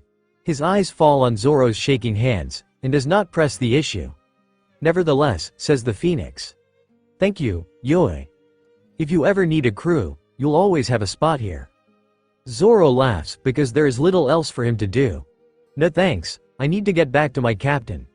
The motion jars the pair of tweezers picking at his skin. Humming, Marco gently puts his hand on Zoro's ear and lights it with blue fire. Zoro doesn't jerk, nor cry out in surprise. He closes his eye again, because the warmth of healing fire from a phoenix is nothing if not pleasant at this point. He remembers it well enough from Wano. The fire is warm, even as a large shadow settles on them. He thinks it must be Whitebeard at first, but then someone heavy sits across from him, and Zoro's haki flares to life, without his input, to say hello, long time no see, blue blue blue. He cracks open one eye to see a startled fishman sitting in front of him, a familiar sun tattoo on his chest and his feet crossed. "Hello? Thank you. Who?" the other man's haki sends out in confusion. Zoro chokes on air. Jinbei looks at him. a frown in the edge of his brows, but a smile curled around his tusks. Bowing down low, he pats a drunk Ace on the head with a large hand. "Thank you for bringing Ace-kun back to Pops." By the four seas, Zoro has missed him. A straw hat through and through, and bound by his honor in a way that the swordsman can do nothing but respect. His mouth is too dry, so Zoro smacks his lips together and tries to force words out of his throat. "Everyone keeps thanking me," he says, "but I did it for my captain. He hasn't met a quarter of the people on this massive crew." The Whitebeard remnants had been strong, but broken by the death of their father and brothers. A fraction of the family they had once been. Zoro doesn't recognize most of them, and it would be unfair to let them think he did it for them. His actions have always been for Luffy. Marco pats him on the shoulder and removes his hand from Zoro's ear, the skin no longer quite as tight or pulsing with brief bouts of pain. His fingers trace the outline of what is left of his ear. The skin under his pads is rough like sandpaper, but closed and healing. Jinbei laughs, a loud, guffawing sound that has Zoro's shoulders relaxing with a niggling sense of safety. Your captain must be quite the man, to have someone as capable as you on their crew. Oh, says Zoro, unable to stop the grin from spreading on his face, cheeks flushed red with alcohol and pride alike. You have no idea. Doesn't matter if someone tries to kill him when they first meet, he'll wiggle under your skin and bring you along for the ride, whether you like it or not. Once Straw Hat Luffy proclaims you Nakama, he'll never let you forget it, and one day he'll make you remember, helmsman. Straw Hat Luffy is your captain? Jinbei strokes his chin, one hand going to a pocket in his robes. He pulls out a crinkled, slightly wet wanted poster, and flops it open. This boy?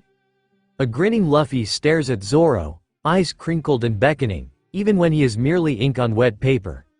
His tongue sits heavy in his mouth, so Zoro nods instead. That's him.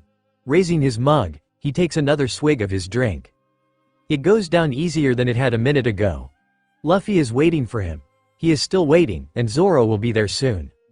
Flopping half of his body onto Jinbei's shoulder, Ace, a bit too drunk and a bit too loud, makes grabby hands at the paper, somehow ending up with one foot by Jinbei's ear and his body contorting like a snake set ablaze.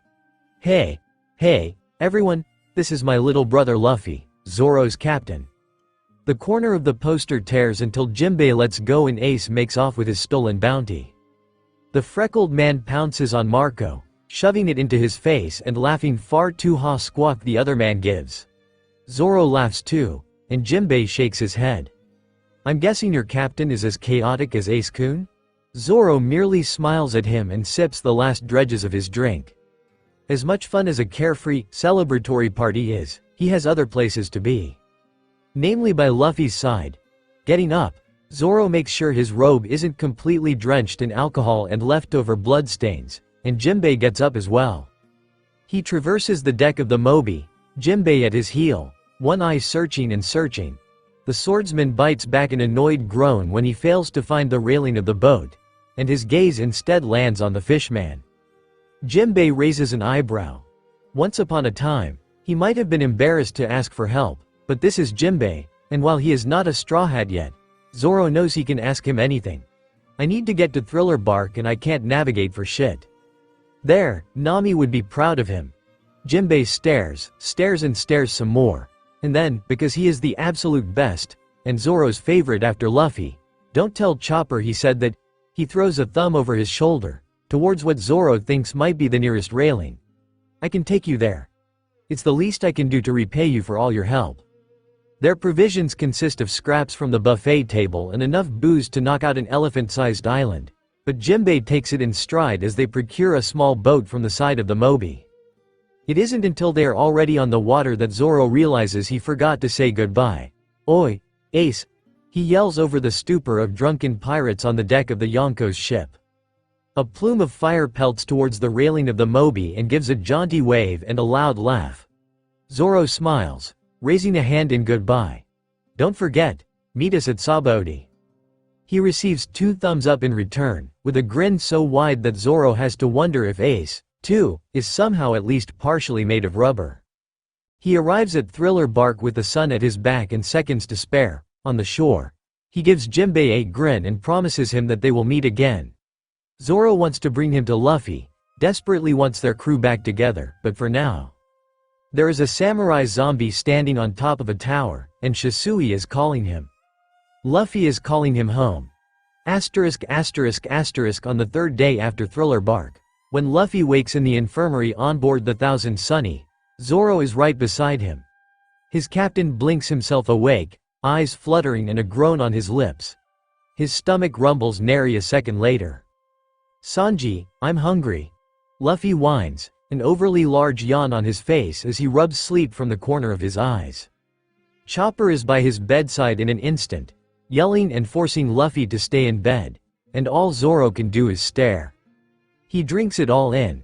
The hustle and bustle of a crew that comes to life again alongside their captain, and Zoro just. He missed this.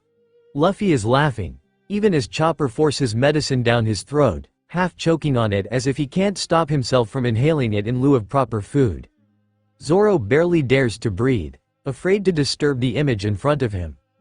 But Luffy has always been attuned to his presence, and those warm, brown eyes land on where the swordsman sits in the corner, clutching Shisui's hilt. His breath catches in his throat, and everything stills for a second. The infirmary is so very loud, full of Frankie's boisterous yells and Usopp's blubbering cries. In Luffy's eyes, all Zoro sees is the warmth he has missed and the home he left behind to protect. Zoro still isn't breathing. "I think," says Robin, as she peers at her captain and their first mate over the rim of her newest book, "that we should let the captain and our swordsman talk." And just like that, despite Chopper's protests and Nami's weak grumbling, only Zoro and Luffy remain. For a second, panic spreads over Zoro's skin, and Luffy must sense it. He pats the hospital bed, and Zoro darts to his side without a word. Luffy draws him into a hug, so tight that Zoro has given up on trying to breathe. "Listen," Luffy whispers, and Zoro does. Hooves against wood. The sizzle of fresh food in a frying pan. Pages of a book turning. The strumming of an instrument. Tinkering and laughter and the fizz of a new bottle of Coke being opened. Zoro shoves his nose into the crook of Luffy's neck and breathes in that scent of sea salt and fresh air and rubber. Luffy is here, and so is their crew. He clings, and they breathe. There are fingers in his hair, skimming over his ear and his skin and his shoulder. "Oh, what's this?" Rubbery fingers trace the tattoo on his shoulder, and Zoro hums at the feeling. First the outline of the skull, then the straw hat, and lastly the skeleton smile. Muffled against Zoro's skin, his captain gives a declaration of, "I like it." Zoro laughs, his own hand skimming over Luffy's ribs with a shudder. "Good thing you didn't decide on a new flag, or I'd need Law to redo it. Torao did it. Ran into him a while back and hitched a ride. Told him we'd owe him a favor." Luffy is grinning, that bright smile of his that would make lesser men go blind. She. Guess it can't be helped. They might have changed things for the better, but there are still things to be done. Kingdoms to be saved as an afterthought. Parties to be had and admirals to fight. A certain pink flamingo bastard to dethrone, and a surgeon that will have to relearn what it means to be in an alliance with someone like Straw Hat Luffy and his crew. Zoro can't wait. ***** At a takoyaki stand in the Sabaody archipelago. Sabo finds Zoro nursing a drink and looking at the bubbles of Sabaody floating up towards a brighter future before bursting again and again. The revolutionary takes a seat next to him, bumping their shoulders together and blowing on a steaming piece of takoyaki. "Was it worth it?" he asks, through strings of octopus and dough. "All those years alone." A loud she interrupts him, and a fond smile overtakes Sabo's features while those blue eyes seek out both of his brothers. Does Zoro look like that when he looks at Luffy, pleased and happy and loved? He hopes he does. The pirate king in question is busy wrestling over another plate of takoyaki, Ace having him in a headlock and choking out his little brother like it is a normal occurrence. For the two of them, it probably is. Nami is already talking to Hachi about investing in his business.